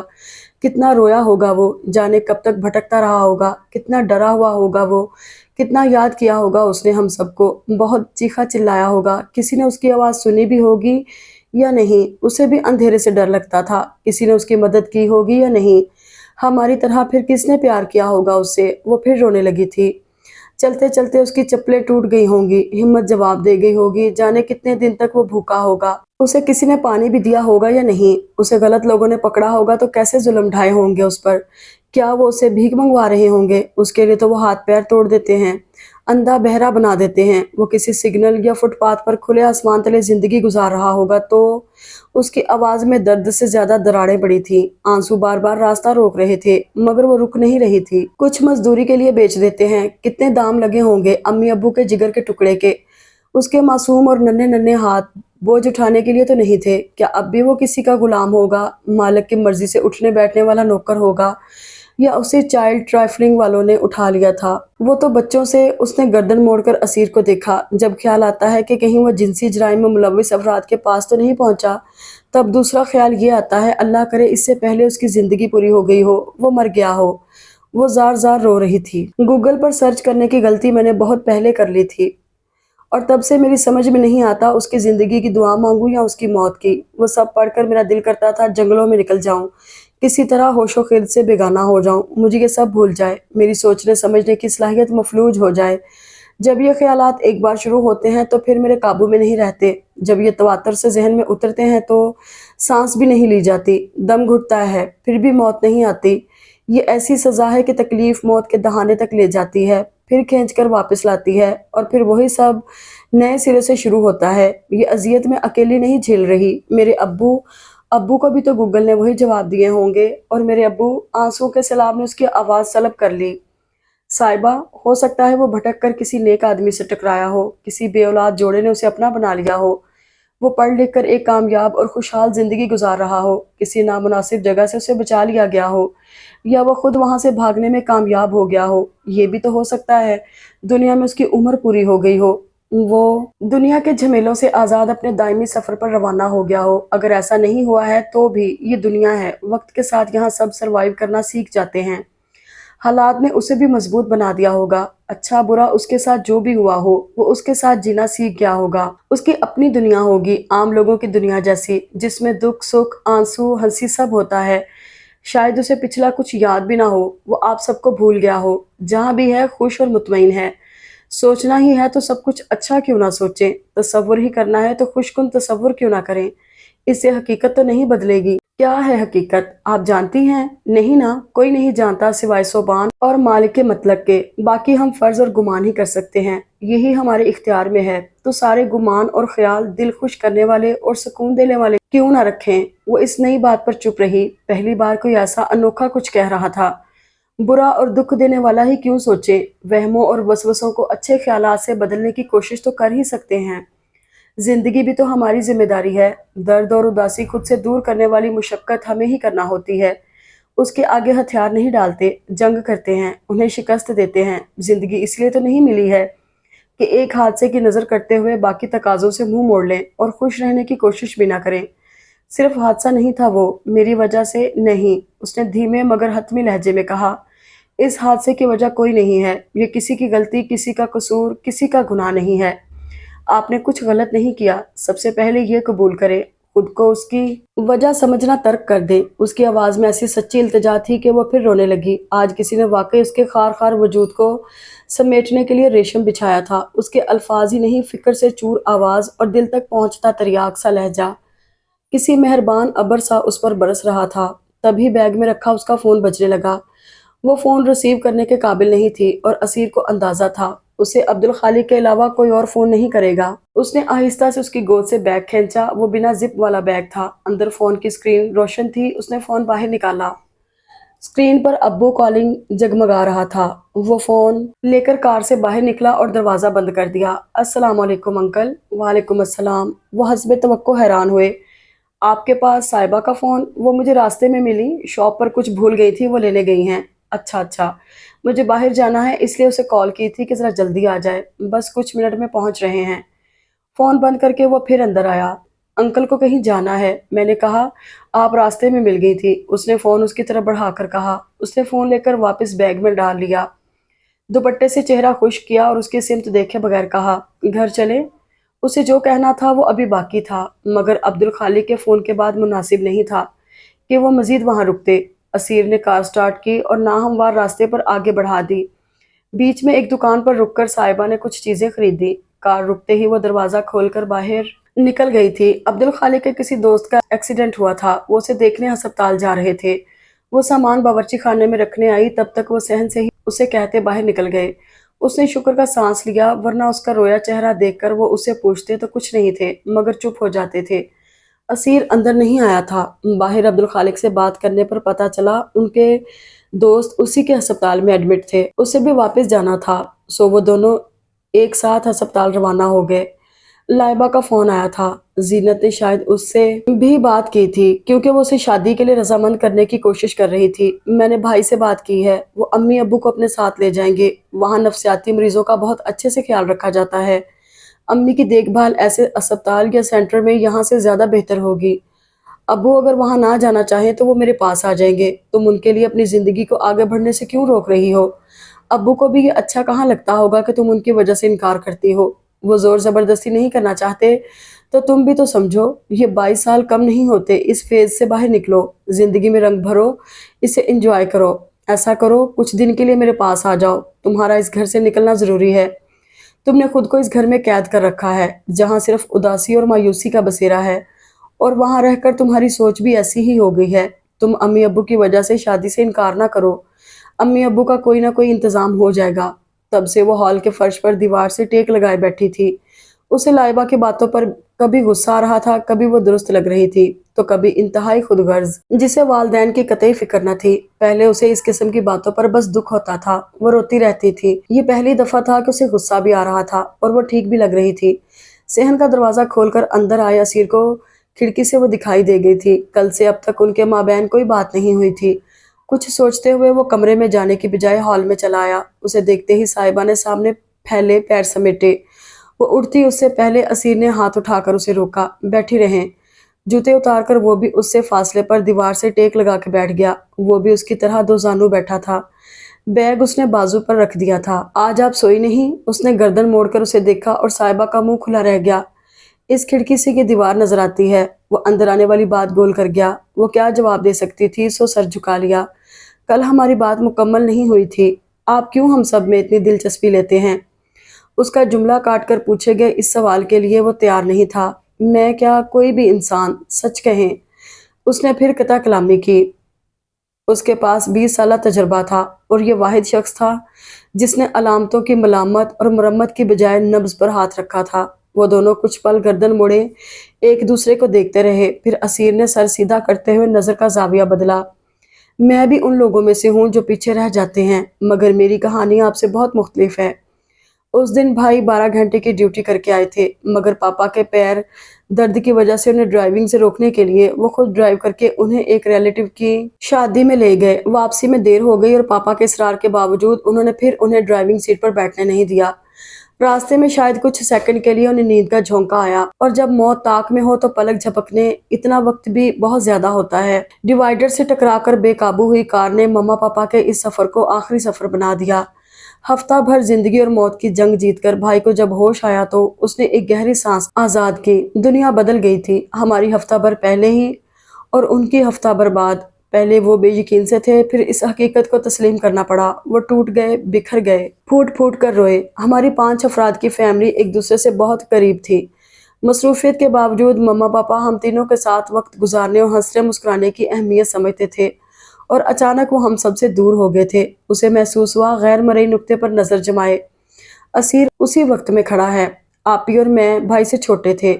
ہم تینوں کے لیے یہ حادثہ اور نقصان سنبھالنا مشکل تھا، مگر وہ بڑے تھے۔ سب ان سے کہتے تم بڑے ہو، بھائی بہن اب تمہاری ذمہ داری ہیں، اب والدین کی جگہ تمہیں سنبھالنی ہے، اور جانے کیا کیا۔ سو وہ ہمارے سامنے نارمل بیہیو کرتے رہے، ہمیں سمجھاتے، حوصلہ دیتے، ہمارے لیے پیرنٹس کا رول ادا کرتے۔ ہمیں کبھی محسوس نہیں ہوا کہ وہ ہم سے الگ ایک مختلف اذیت سے گزر رہے ہیں۔ ہمارے لیے وہ بہت سمجھدار انسان، قابل بھائی اور ایکسیلنٹ ڈاکٹر تھے۔ آپی کی شادی طے تھی، سو وقت پر ان کی شادی کر دی، اور میں اپنے فائنل اور پی جی کی تیاری میں بے انتہا مصروف ہوتا گیا۔ ہم سب میڈیکل فیلڈ سے ہیں، مما پاپا بھی ڈاکٹر تھے، بھائی کو ہر طرح کی پروفیشنل ہیلپ کا علم تھا۔ ایسی ہیلپ ان کی دسترس میں بھی تھی، مگر وہی سوسائٹی کا دباؤ اور توقعات۔ انہیں ایک غم گسار کی ضرورت تھی، جس کے آگے وہ کچھ بھی چھپائے بنا دل کھول کر رکھ سکتے، اندر کی گھٹن باہر انڈیل سکتے، جو انہیں نہیں ملا۔ پریشان کرنے والی سوچوں اور اپنے بچ جانے کے گلٹ سے بچنے کے لیے وہ پرسکرپشن میڈیسن کے عادی ہوتے گئے۔ ذہن بیدار ہو تبھی خیالات تنگ کرتے ہیں، سو انہوں نے اس کا راستہ یہ نکالا تھا کہ خالی وقت میں ذہن کو سلائے رکھتے۔ ایک رات انہی میڈیسنز کے رانگ کمبینیشن نے انہیں ابدی نیند سلا دیا۔ یہ سب ہمیں ان کے جانے کے بعد پتہ چلا۔ ان کے اصل حالات کسی حد تک ہماری کزن اور ان کی فیانسی سبرینا جانتی تھی، مگر وہ بھی اپنی انٹرنشپ میں بے انتہا بزی رہتی تھی۔ پھر بھائی نے ہمیں کچھ بھی نہ بتانے کا وعدہ لے رکھا تھا۔ اس کے سبیز چہرے پر صاحبہ نے پہلی بار تکلیف کے آثار دیکھے۔ وقت گزر جانے کے بعد احساس ہوا کہ ہم نے اور بھائی نے بھی خود کو زیادہ ہی مضبوط سمجھ لیا تھا۔ کسی نے انہیں الزام نہیں دیا تھا، نہ کبھی قصوروار گردانا تھا۔ انہوں نے بھی ابتدائی دنوں کے علاوہ اس قسم کی بات کبھی نہیں کی تھی، لیکن اتنے بڑے حادثے میں بچ جانے اور اسی حادثے میں سب سے قریبی 2 پیاروں کو کھو دینے کا بوجھ ان پر بھی تھا، اور وہ یہ تنہا سہ رہے تھے۔ ذہنی اور نفسیاتی مسائل میں پچھلے سالوں میں اتنی ہی ترقی ہوئی ہے کہ ہم ڈپریشن اور ایگزائٹی جیسی ٹرمز سننے اور سمجھنے لگے ہیں، اور ہم نے انہیں ہی کل نفسیاتی مسائل سمجھ لیا ہے۔ اس کے آگے پیچھے ہم کچھ اور دیکھتے ہیں نہ سوچتے ہیں۔ سروائیوز گلٹ بھی ایسی ہی نفسیاتی ہوتی ہیں، جس میں بچ جانے والا خود کو مجرم سمجھنے لگتا ہے۔ ایک پڑھا لکھا، ہنسنے مسکرانے والا، قابل ڈاکٹر بھی وہی سب سوچ سکتا ہے جو ایک عام انسان۔ اسے بھی وہی سب کاش اور اگر مگر تنگ کرتے ہیں جو کسی عام انسان کو۔ ہم یہ نہیں سمجھ سکے۔ پتہ نہیں ہم کیوں نہیں سمجھتے کہ انسان عمر، عہدے، ذہانت اور سمجھداری سے قطع نظر اس قدر کمزور اور مایوس بھی ہو سکتا ہے کہ اس کے لیے تنہا خود کو سنبھالنا ممکن نہیں رہتا۔ ہم ایسے افراد کو پریشان کرنے والے تاریک پہلو اور خیالات کے اظہار کا حق اور موقع تک نہیں دیتے۔ ہماری ان سے مضبوط شخصیت اور میچورٹی کی توقعات انہیں بہت اکیلا کر دیتی ہیں۔ کاش وہ ہم سے کہتے، سب اکیلے نہ سہتے، کاش ہم نے توجہ دی ہوتی، انہیں بہادر نہ سمجھا ہوتا۔ وہ خلا میں دیکھتے ہوئے کہیں کھویا سا لگ رہا تھا۔ پھر میں نے اور آپی نے طے کیا، ہم ایک دوسرے کو تنہا نہیں کریں گے، سب دکھ بانٹیں گے، سب بتائیں گے، مضبوط اور میچور ہونے کا ڈرامہ کم سے کم ایک دوسرے کے ساتھ نہیں کریں گے۔ ٹریجڈیز سے مزید ٹریجڈیز پیدا نہ ہو، ہم نے یہی سیکھا۔ وہ اپنے بھائی کو نہیں بچا سکے، اس لیے تمہیں بچانا چاہتے ہیں۔ اس کے اندر سرگوشی ابھر کر ڈوبی۔ کیا آپ بھی بھائی کے لیے خود کو بلیم نہیں کرتے؟ نہیں، کسی کو قتل کرنے یا مرنے کے دہانے تک لے جانے والا ہی اس موت کا ذمہ دار ہوتا ہے۔ اگر انہوں نے یہ قصداً کیا ہوتا، یعنی مرنے کی کوشش، تو پتہ نہیں تب میرے خیالات کیا ہوتے۔ انہوں نے غنودگی یا نیم بے ہوشی کی حالت میں اینٹاسڈ سمجھ کر ایک ایسی میڈیسن لے لی تھی جو دیگر پین کلرز اور ٹرنکولائزرز کے ساتھ مل کر مہلک ثابت ہوئی۔ انہیں ایسیڈیٹی کا پرانا مسئلہ تھا۔ یہ حادثہ تھا، ایک ایکسیڈنٹ۔ آپی نے اور میں نے اکیلے سہنے کے بجائے ایک دوسرے کا ہاتھ تھام کر اس فیز کو پار کیا۔ اچھا، برا، بہت برا، بدترین، شرمندہ کرنے والا، رلانے والا، دل دکھانے والا، ہر خیال ہم نے بلا جھجک ایک دوسرے کو سنایا، ہر احساس شیئر کیا۔ اگر ہم سارے داغ اور زخم دوسرے کے سامنے مکمل عیاں کرنے والا مشکل کام کر لیں تو خود کو بچا سکتے ہیں۔ وہ خاموش ہو گیا، مگر اسے ہی دیکھ رہا تھا۔ صاحبہ نے نظر چرا لی۔ यही तो इस घर के लोग नहीं कर सके थे। एक सा दर्द था, मगर बांटने और सहारा देने की बजाय सब अकेले उसे लड़ रहे थे। सर झुकाकर उसने गोद में धरा बायां हाथ पलटा। उसकी जिंदगी का ग्रहण हथेली की पुष्ट पर बैठा था। मैंने आपकी ख्वाहिश पर सब सच कह दिया। उसकी हथेली पर एक नजर डालकर वो फिर उसे देखते हुए गोया हुआ था। अब आप भी सच कहें, क्यों ये जुल्म करती हैं? पता नहीं, इसमें मेरे चाहने ना चाहने का कोई दखल नहीं होता है। मेरी उंगलियां मेरी नहीं सुनती। आपके यकीन ने उन्हें इतना खुद मुख्तार कर दिया है। उसके अनोखे सवाल पर वो उसे उलझ कर देखने लगी। आप कसूरवार और गुनहगार नहीं, ये यकीन कर लें तो उंगलियां फिर ऐसा जुल्म नहीं करेंगी। उसने आसान लफ्जों में वही बात दोहराई। वो फिर सर झुकाकर हाथ को तकने लगी। 20 साल से आप अपने साथ ज्यादती कर रही हैं और दुनिया की रंगीनियां बड़ी हसरत से आपको तक रही हैं। आगे खूबसूरत राह गुजर आपकी मुंतजर है साहिबा। आपने यह हाथ किसी के हाथ में देकर एक खूबसूरत सफर तय करना है। लफ्जों से छलकती किसी तमन्ना की आंच थी या उसकी आंखों में उमड़ता नया एहसास। साहिबा की धड़कनों की लय बदल गई। अंदर की मातमी सी मजलिस में आगे ऊँघते एहसासात इस नई तर्ज के ज़हूर पर हड़बड़ा गए। किसी की अमानत जानकर उसकी हिफाजत करे। असीर ने उसके चेहरे के बदले रंग महसूस किए। कुछ गुलाल सा उसके अंदर कब से उड़ रहा था, जो आज इधर उधर तक फैल गया था। कुछ जज्बे दबे पांव दिल में दाखिल होते हैं और आपको खबर उस वक्त होती है जब वो मालिक बन बैठते हैं। आप कॉफी लेंगे? वो एकदम खड़ी हो गई। मैं बनाती हूँ। असीर भी मुस्कुराते हुए बैग उठाकर खड़ा हो गया। वो कॉफी बना रही थी। इसी दौरान अब्दुल खालिक भी आ गए। उसने शुक्र अदा किया, फिलहाल उसे तन्हा इसका सामना नहीं करना था। मौसम ने करवट ली थी। गर्मी कहीं छुपकर ऊँघने लगी थी। सर्द हवाएं अंगड़ाई लेकर बेदार हुई थी। अरबाब की छोटी बेटी की सालगिरह थी। वो ऐसी खानदानी तकारीब में जाने से कतराती थी जहां उसे देखते ही सबको हमदर्दी, तसल्ली, फिक्रमंदी और शादी की खबर सुनने का बुखार चढ़ जाता था। मगर आज हाजरा जाने पर बजिद थी। सुबह उनके सामने ही शफीका भाभी का फोन आया था। चारों ना चार उसे भी तैयार होना पड़ा। इन दिनों उनका मिजाज भी अच्छा था। इस रजामंदी की वजह इस वक्त समझ आई जब अब्बू के साथ सहन में असीर भी तैयार खड़ा नजर आया। सालगिरह भी संडे को ही आना थी, उसने सोचा। वो उसकी कार से ही ताया के घर पहुंचे थे। वो बच्चों और कजन्स के दरमियान बैठने की बजाय शफीका का हाथ बटाने बावर्ची खाने में आ गई और फिर जरा देर में उसे भी बेटी की सालगिरह एंजॉय करने बाहर भेज दिया कि इधर की फिक्र ना करें, मैं हूँ यहाँ। केक कटा, सबने खाया, फिर खाना हुआ और सब कुछ गप्पियों में मसरूफ हो गए। आस पड़ोस के बच्चे भी घरों को लौट गए थे। हाजरा की दवाई का वक्त कब का गुजर चुका था। वो देने लगी थी मगर अब्दुल खालिक ने मना कर दिया। वो बड़े दिनों बाद होशो हवास में सबके साथ शामिल थी। ताया, ताई, अरबाब और बच्चों के अलावा बाकी सब शफीका के मैके वाले थे। सबको चाय देने के बाद वो अपना कप लेकर छत पर आ गई। ऊपर आते ही उसे खुनकी का एहसास हुआ। निकलते वक्त वो हाथ में ली शॉल गाड़ी में ही भूल गई थी। उसने जरा सा सर ऊंचा करके सुरमई रंग धारे आसमान को देखा। चांद रोशन था। उसने चाय का घूंट लेकर कप दीवार पर रखा। उफ, उसने फिर दुपट्टा लपेटा जो इस ठंड में नाकाफी था। उसका दिल नीचे जाने को भी तैयार नहीं था। तभी अकब में आहट उभरी। उसने पलट कर देखा, असीर आखिरी जीने पर था। करीब आकर उसने शाल उसके सिमत बढ़ाई। आप ये कार में ही भूल गई थी। थैंक यू, उसने शाल लेते हुए कहा। उसे इस वक्त उसकी अशद जरूरत थी। सर्द हवाओं के लम्स ने उसका चेहरा गुलाबी कर दिया था। काजल से सजी स्याह आंखों में कुदरत की संगत से फूटी नई रोशनी थी। बेखौफ और सरकश ख्वाहिशों की तरह उसके चेहरे और गर्दन को छूकर दूर होती, फिर पास आती आवारा लेटे, और वो खुद को रोक नहीं सका। आप वाकई इतनी खूबसूरत हैं या मुझे लगने लगी हैं? इस वारफ्तगी भरी सरगोशी पर अंदर वो हलचल मची कि शाल उसके हाथ से छूट गई। चारों तरफ यख हवाओं के बावजूद पहलू में बड़ी खफीफ और लतीफ सी तपश जागी थी। इतना ना सोचें, वो मुस्कुराया। इस हकीकत के बाद जवाब इतना ज़रूरी नहीं कि आप जैसी भी हैं मुझे अच्छी लगती हैं। वो जेब में हाथ डाले सामने दीवार से टेक लगाकर खड़ा हो गया था। उसकी पलकें और लब इस उस्ताद का बार संभाल नहीं पाए थे। घबराए नहीं, मैं नहीं पूछूंगा मैं कैसा लगता हूँ, कम अज कम इस वक्त नहीं। आप कैसी बातें कर रहे हैं? वो मिनमिनाई। सच्ची बातें। उसकी निगाहें मरकज पर जमी थीं। जो महसूस हो वो कह देना चाहिए। वो ऐसी नामा पर निगाहों की आदी नहीं थी। खुद ब खुद उसका सर झुक गया था। आपकी वजह से मेरी जिंदगी में तब्दीलियां आ रही हैं, ये जानना आपका हक है और बताना मेरा फर्ज। उसका चेहरा ही नहीं, लहजा भी मुतबस्सम था। आप बस सुन लिया करें। उसने अच्छी तरह खुद को शॉल में छुपाया और दीवार से कप उठाया। चलें, आपको सुबह हॉस्पिटल भी जाना है, उसने संजीदगी से कहते हुए खुद को पूरे एतमाद साबित करने की कोशिश की। आप सुनेंगी ना?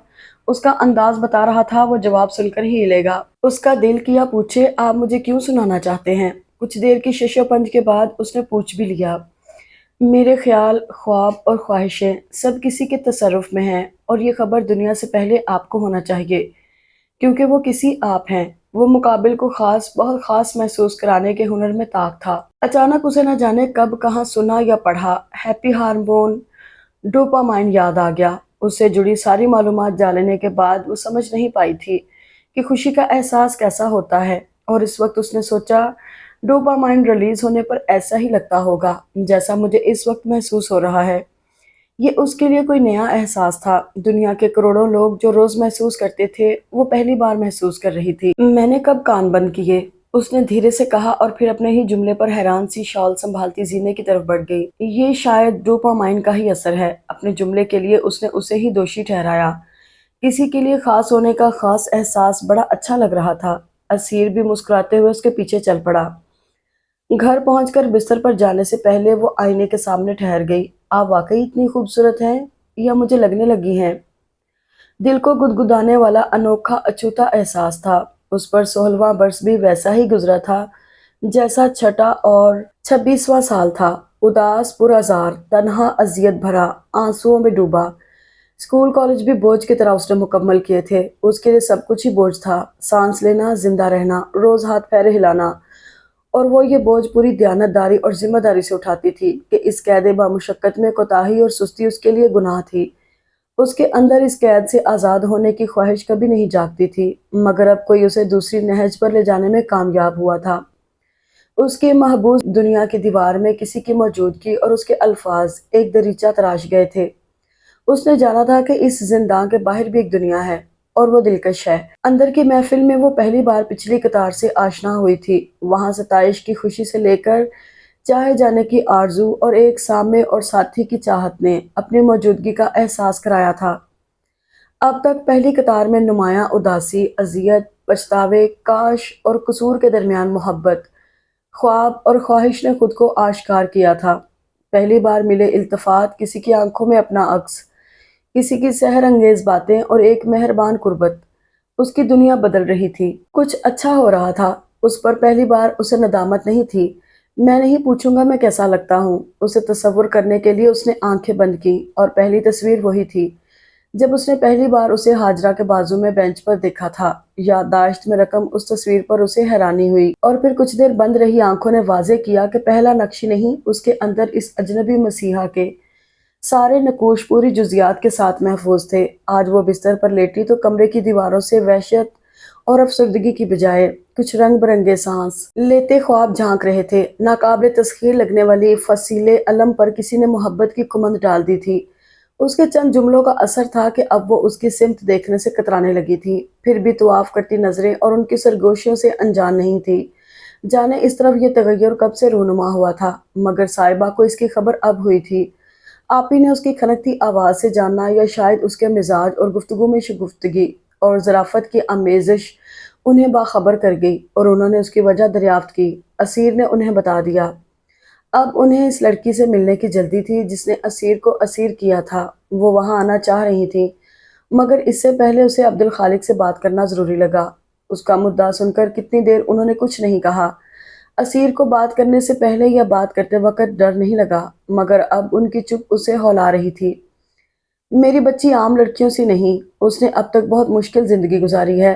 ہر باپ کی طرح میں بھی اسے خوش دیکھنا چاہتا ہوں، اس کے فرض سے سبکدوش ہونا چاہتا ہوں، اور یہ بھی جانتا ہوں کہ میری بیٹی مختلف ہے۔ آپ کے فیصلے کے پیچھے صرف پسند ہے تو یہ اس کے حق میں شاید بہتر نہ ہو۔ ہاں، ہمارے حالات، گھر کا ماحول، اس کی ذہنی کیفیت، اس کی خاموشی اور درد کو سمجھنے کے بعد آپ نے یہ طے کیا ہے تو میں اس فیصلے سے خوش ہوں، لیکن آخری فیصلہ اب بھی صاحبہ کا ہوگا۔ خوشگوار اور مطمئن زندگی کے لیے صاحبہ کا دل سے راضی ہونا ضروری تھا۔ عبدالخالق کو یہ رشتہ بیٹی کے لیے کسی نعمت سے کم نہیں لگا تھا، اور صاحبہ سے بات کرتے ہوئے انہوں نے اسے سوچنے کا وقت دیا۔ اس کے چپ چاپ سن لینے اور فوراً انکار نہ کرنے پر انہیں اس کی طرف سے مثبت جواب کی امید بن گئی تھی۔ آج اتوار تھا، پھر بھی وہ صبح صبح اسپتال گیا تھا۔ پچھلے دن ہوئی کریٹیکل سرجری کے مریض کو دیکھنا ضروری تھا۔ کھانے کے بعد ہاجرہ اور عبدالخالق کمرے میں چلے گئے تھے۔ وہ کھانے کی میز پر اخبار پھیلائے اپنے خیالوں میں اس قدر گم تھی کہ اسیر کی واپسی کا بھی پتہ نہیں چلا۔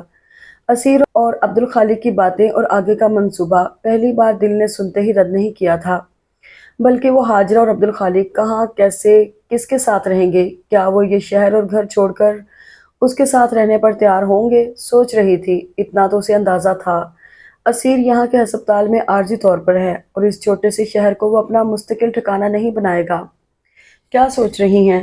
اسیر کی آواز پر وہ بری طرح چونکی۔ وہ جانے کب سے صوفے پر بیٹھا تھا۔ کچھ نہیں، اس نے پھر اخبار پر چہرہ جھکا لیا۔ میں نے آپ سے اجازت لیے بنا انکل سے بات کر لی، آپ نے مائنڈ تو نہیں کیا؟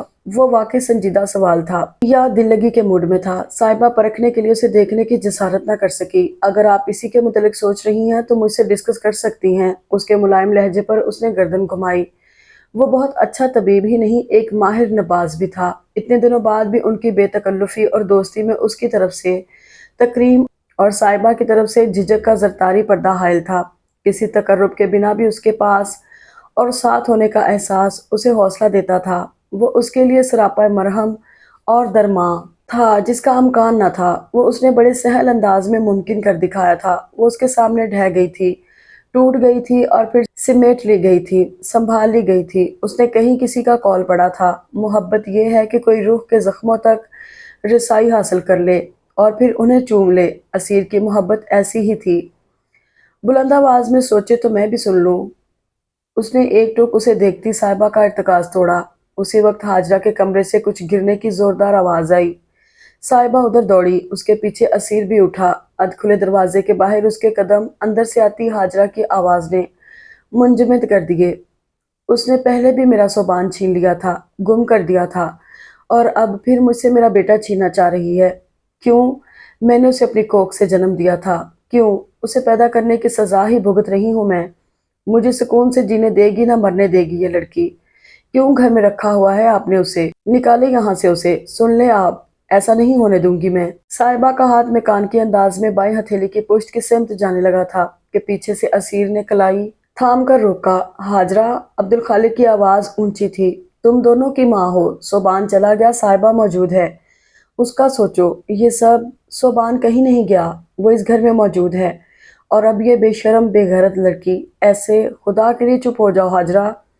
اسیر اس کا ہاتھ کھینچتا ہوا ہال کے درمیان آیا، اس کی ٹانگیں کانپنے لگی تھی۔ اس نے ہاتھ چھڑا کر کرسی کی پشت کو تھاما، پھر اس پر بیٹھ گئی اور اس کی سمت دیکھے بنا کہا، آپ چلے جائیں پلیز۔ اس کی آواز میں سارے زمانے کی درماندگی تھی۔ اسیر کے لیے حاجرہ کا رد عمل نئی صورتحال تھا، اس بات پر ایسا کچھ اس کے گمان میں بھی نہیں تھا۔ وہ کشمکش میں تھا، صاحبہ کے پاس ٹھہرے یا اندر جا کر حاجرہ کو روکے۔ عبد الخالق کی آواز وہاں تک آ رہی تھی، تم نے اس معصوم پر بہت ظلم کیا ہے، ایسے زبان کے نشتر اور لفظوں کے تیر چلائے ہیں کہ میری بیٹی زخم زخم ہے۔ تمہارے درد اور دماغی حالت کے پیش نظر مجھے چپ رہنا پڑا، لیکن اب میں اپنی بیٹی کے ساتھ میں کوئی زیادتی برداشت نہیں کروں گا۔ مجھے پہلے ہی شک تھا، آپ کو صوبان سے محبت تھی ہی نہیں، ورنہ دنیا کنگال ڈالتے، کونا کونا چھان مارتے، بیٹے کو ڈھونڈے بغیر سکون نہیں ملتا آپ کو، لیکن آپ نے تو بھلا دیا اسے، بیٹھ گئے، تھک گئے۔ کیسے باپ ہیں آپ؟ ایک میں ہی اب تک اسے دیکھنے کی آس لیے زندہ ہوں، تڑپتی ہوں روز۔ وہ میرا ہی نہیں، آپ کا بھی تو خون تھا۔ انسان کا خود کو برتر سمجھنے والا غرور کسی بھی وقت سر اٹھاتا ہے۔ خدا کے لیے ہوش میں آؤ حاجرہ۔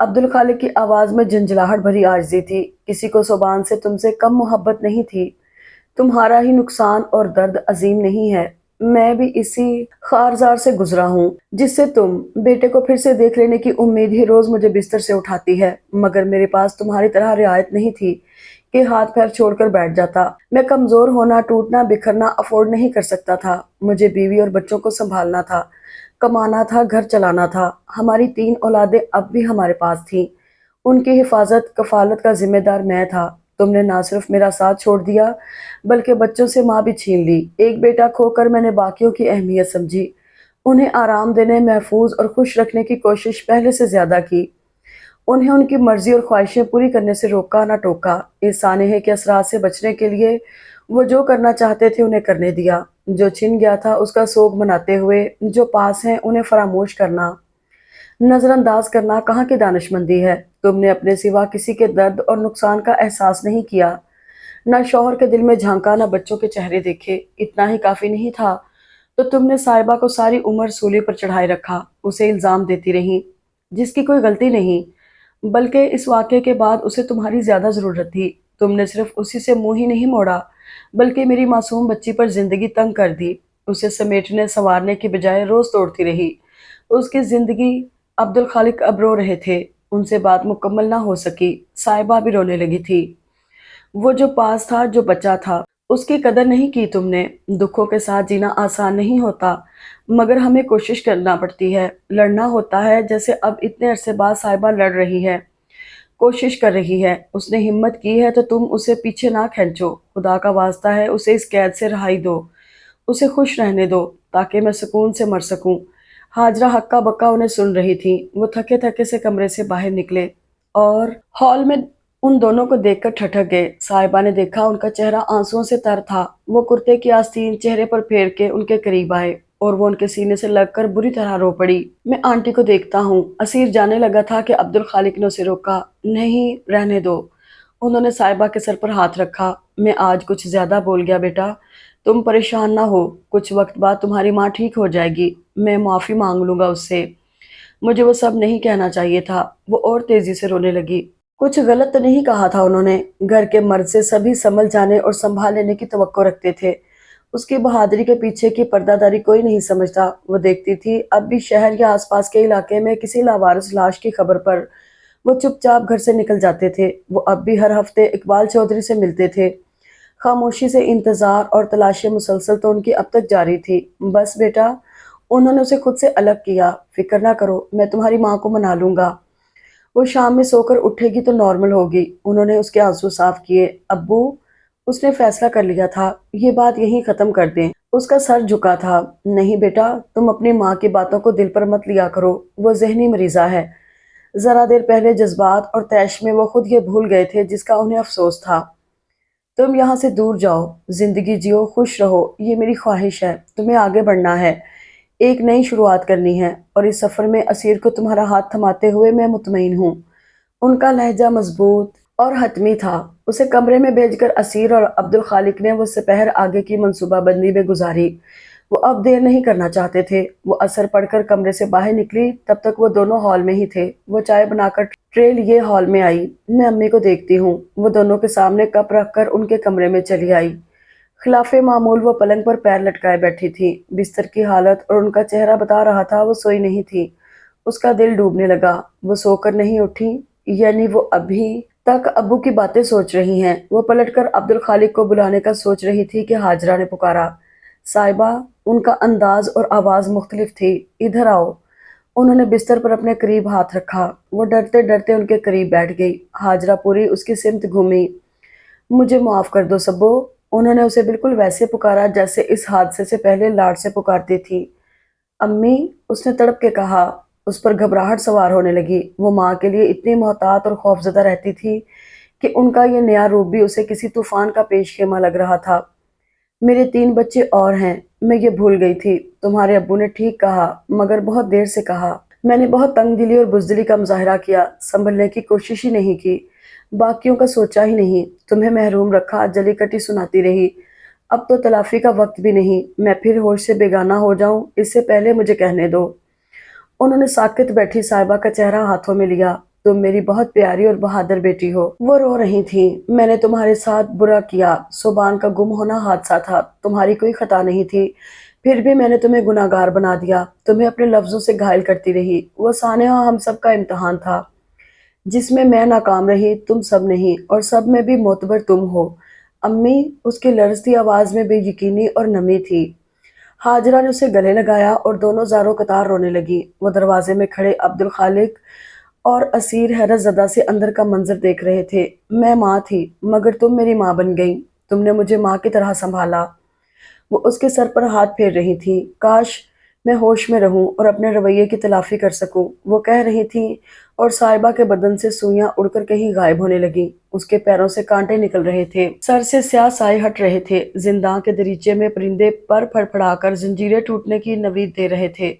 उसके आंसुओं में 20 बरसों की थकान और अजियत बह रही थी। मुझे माफ कर दो सब्बो। अब्दुल खालिक ने अंदर आकर दोनों के सरों पर हाथ रखा। अब बस करो, उनकी आवाज भर आई थी। साहिबा उनसे अलग हुई। आप भी मुझे माफ़ कर दें। उन्होंने शौहर का हाथ थामा। किसी को किसी मुआफ़ी की ज़रूरत नहीं। उन्होंने बीवी के आंसू पोंछे। दो मोहब्बत करने वाले मियाँ बीवी का ताल्लुक जो 20 साल पहले मुंजमद हो गया था, आज पिघलने लगा था। अभी हमें अपनी बेटी की शादी करना है और फिर जो वक्त बचा है उसे 20 साल पहले जहाँ सब ठहर गया था वहीं से दोबारा शुरू करेंगे। हाजरा ने इकरार में सर हिलाया। असीर, उन्होंने दरवाजे के बाहर खड़े असीर को पुकारा। जी, वो कमरे में आया।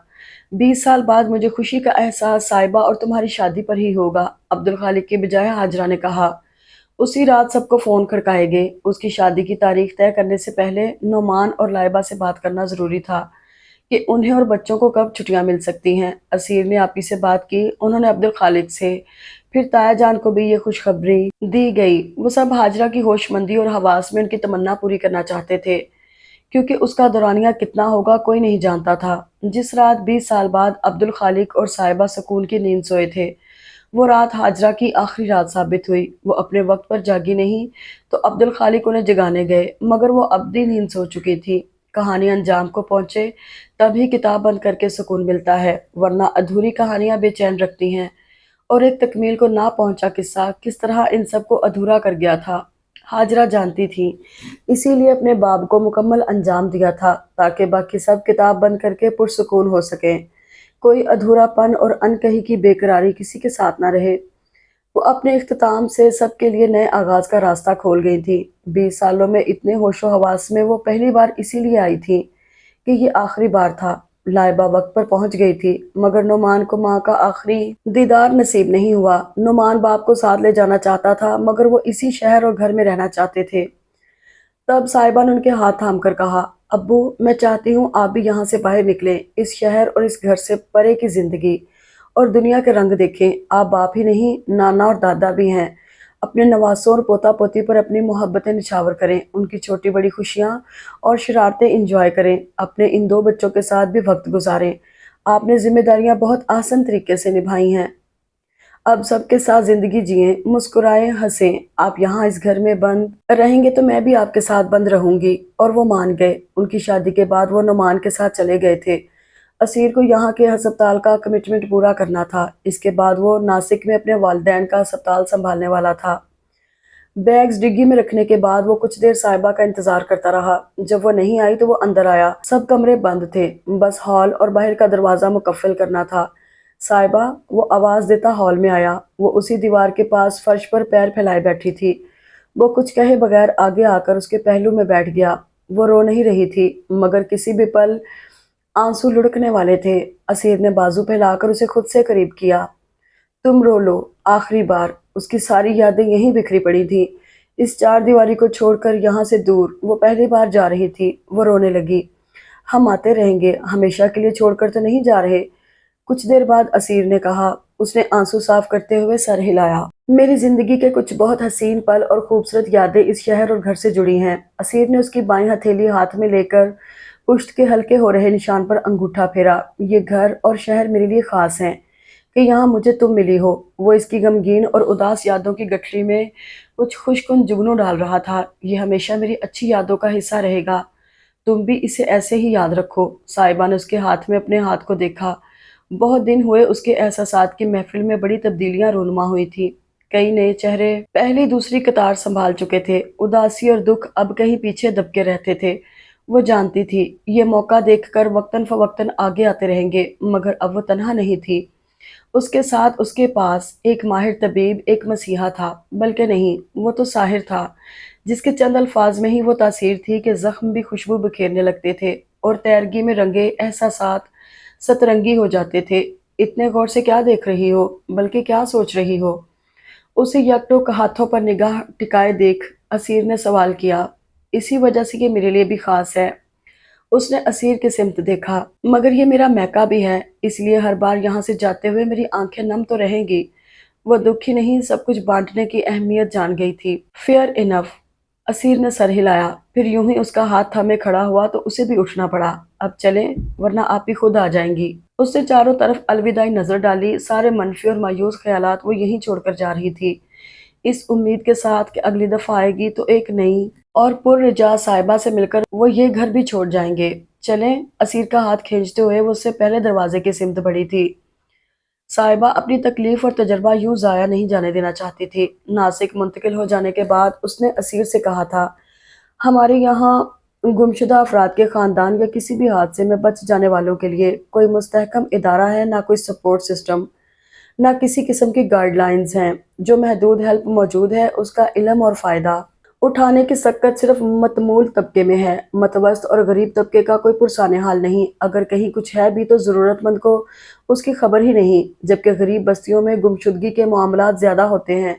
मैं ऐसे ख़ानदानों के लिए कुछ करना चाहती हूँ। किसी ने हमें दर्द मिलकर सहने का मशवरा ही दिया होता तो भी हमारे हालात बहुत मुख्तलिफ होते। इसलिए मैं कोई छोटी सी शुरुआत, मामूली सी मदद ही सही, लेकिन मुझे अपने जैसे पीछे रह जाने वालों के लिए कुछ करना है। और असीर ने वादा किया था वो उसमें उसकी पूरी मदद करेगा। इस मामले में आपी भी उसके साथ थी। कई महीनों की रिसर्च और मेहनत के बाद अब उसकी एक एनजीओ थी जो पीछे रह जाने वालों के लिए काम करता था। इन खानदानों के साथ काम करते हुए वो आहिस्ता आहिस्ता ऐसे बच्चों की तलाश में भी इन्वॉल्व हो गई थी। 20-21 साल में हालात बहुत बदल गए थे। गुमशुदा अफराद की तलाश के लिए अलग महकमा था जिनका तरीकाकार और नेटवर्क भी पहले से बेहतर था। इकबाल चौधरी भी उसके एनजीओ के साथ रज़ाकाराना तौर पर काम करते थे। अब्दुल खालिक चंद माह बाद कुछ वक्त के लिए वापस आए तो वो भी कुछ दिन के लिए उनके पास आई थी। जब एक दिन इकबाल चौधरी के फ़ोन ने उनकी दुनिया बदल दी। सोबान मिल गया है अब्दुल खालिक। उनकी आवाज़ का जोश और खुशी अपनी औलाद मिल जाने जैसी थी। क्या उन्हें अपने कानों पर यकीन नहीं आ रहा था, मगर ये मोजज़ा रूनुमा हो चुका था। इकबाल चौधरी की हमेशा और हर जगह सोबान की तस्वीरें देने और छोड़ने की आदत रंग लाई थी। किसी खातून ने सोबान की तस्वीर पहचान ली थी जो जवानी में लोगों के घरों में काम किया करती थी। वो बच्चा 20-21 साल कबल उसके गुमशुदा होने वाले साल ही एक क्रिश्चियन जोड़े के घर आया था। उन्होंने इस बच्चे के मुतल्लिक कहा था कि अपने किसी गरीब रिश्तेदार का बच्चा गोद लिया है। बहुत सारी ज़ाब्ते की कार्रवाइयों के बाद वो उनके सामने था। उन्होंने सबसे पहले उसकी कोहनी पर वो जख्म का निशान देखा था जो बचपन में चलने से बच गया था। तकरीबन 27 साल का वह दुबला पतला नौजवान अब्दुल खालिक की जवानी का अक्स था, मगर कंफ्यूज और डरा डरा सा। जिसे वो सारी दुनिया में तलाश कर रहे थे वो उनके बहुत करीब था। मजीद तहकीक और मुजरम जोड़े के इकबाल जुर्म से साफ हुआ था कि उसे पास के शहर के एक ईसाई मियाँ बीवी ने अगवा किया था। पहले 1.5 साल तक उसे बड़े प्यार से घर तक ही महदूद रखा कि वो कहीं भाग ना जाए या किसी को असलियत ना बता दे।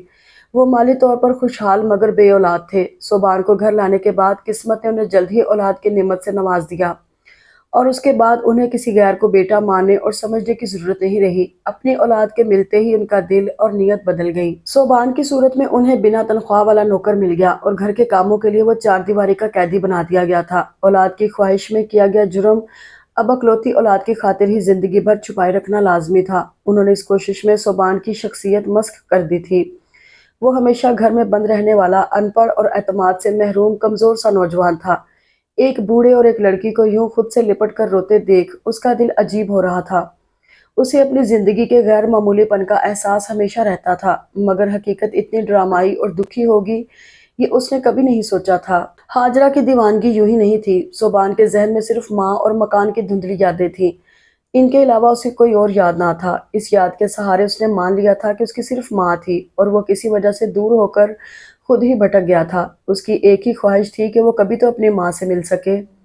जब वो हाजरा की तस्वीर देखकर फूट फूट कर रोया तो सबके दिल में एक ही काश था कि हाजरा ये देख पाती।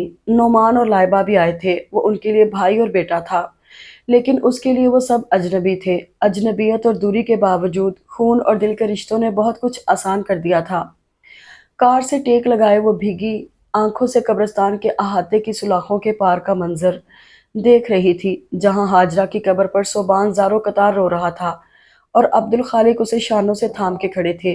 वो सब आज ये शहर और घर छोड़कर जा रहे थे। सोबान को तिब्बी और नफ्सियाती मदद के साथ साथ मोहब्बत और अपनायत की ज़रूरत थी, और ये सबके एक साथ रहने पर ही मुमकिन था। काश अम्मी थोड़ा और इंतज़ार कर लेती। उसने आंसू साफ करते हुए कहा, असल ज़िंदगी में ऐसी परफेक्ट एंडिंग नहीं होती है। असीर ने सोबान और अब्दुल खालिक को देखते हुए ही उसके पीछे बाजू फैलाया, मगर सोबान के लिए मुझे परफेक्ट एंडिंग लिखना है साहिबा। असीर ने गर्दन उसकी सिमत घुमाई। सोबान को अभी अपनी शख्सी, मजहबी, खानदानी हर पहचान तलाश करना है, उसे अपनाना है। वो बहुत टूटा फूटा है, उसे अपने पैरों पर खड़े होने में ही बहुत वक्त लगेगा। اس کے لیے یہ سفر نہایت مشکل ہے۔ اور پھر اب تک جس کی زندگی امپرفیکشن کی مثال رہی ہو، اسے کسی بھی معاملے میں پرفیکشن کی امید لگانا زیادتی ہوگی۔ لیکن میں اس سے امید نہیں رکھ رہی، خود سے کہہ رہی ہوں۔ آپ یہ سمجھیں، اس سے صرف آنٹی یاد تھیں اور کوئی نہیں، اور اب وہی نہیں ہے۔ صوبان بھی پیچھے رہ گیا ہے، اسی لیے اس سے بہت توقعات رکھے نہ، خود کو اس پریشر میں ڈالے کہ سب صحیح کرنا ہے۔ اس کے ذہن میں صوبان بھی پیچھے رہ گیا ہے، اٹک گیا تھا۔ اس نے نظر پھر ادھر کی جہاں عبدالخالق نے اسے گلے لگایا ہوا تھا۔ اسے پیچھے رہ جانے والوں کو سنبھالنے اور سنوارنے کا سلیقہ آ گیا تھا، اور وہ اس بار تنہا بھی نہیں تھی۔ تو مجھے امپرفیکشن کو ہی تکمیل سے زیادہ خوبصورت بنانا ہے، اس نے مسکراتے ہوئے پورے یقین سے کہا تھا۔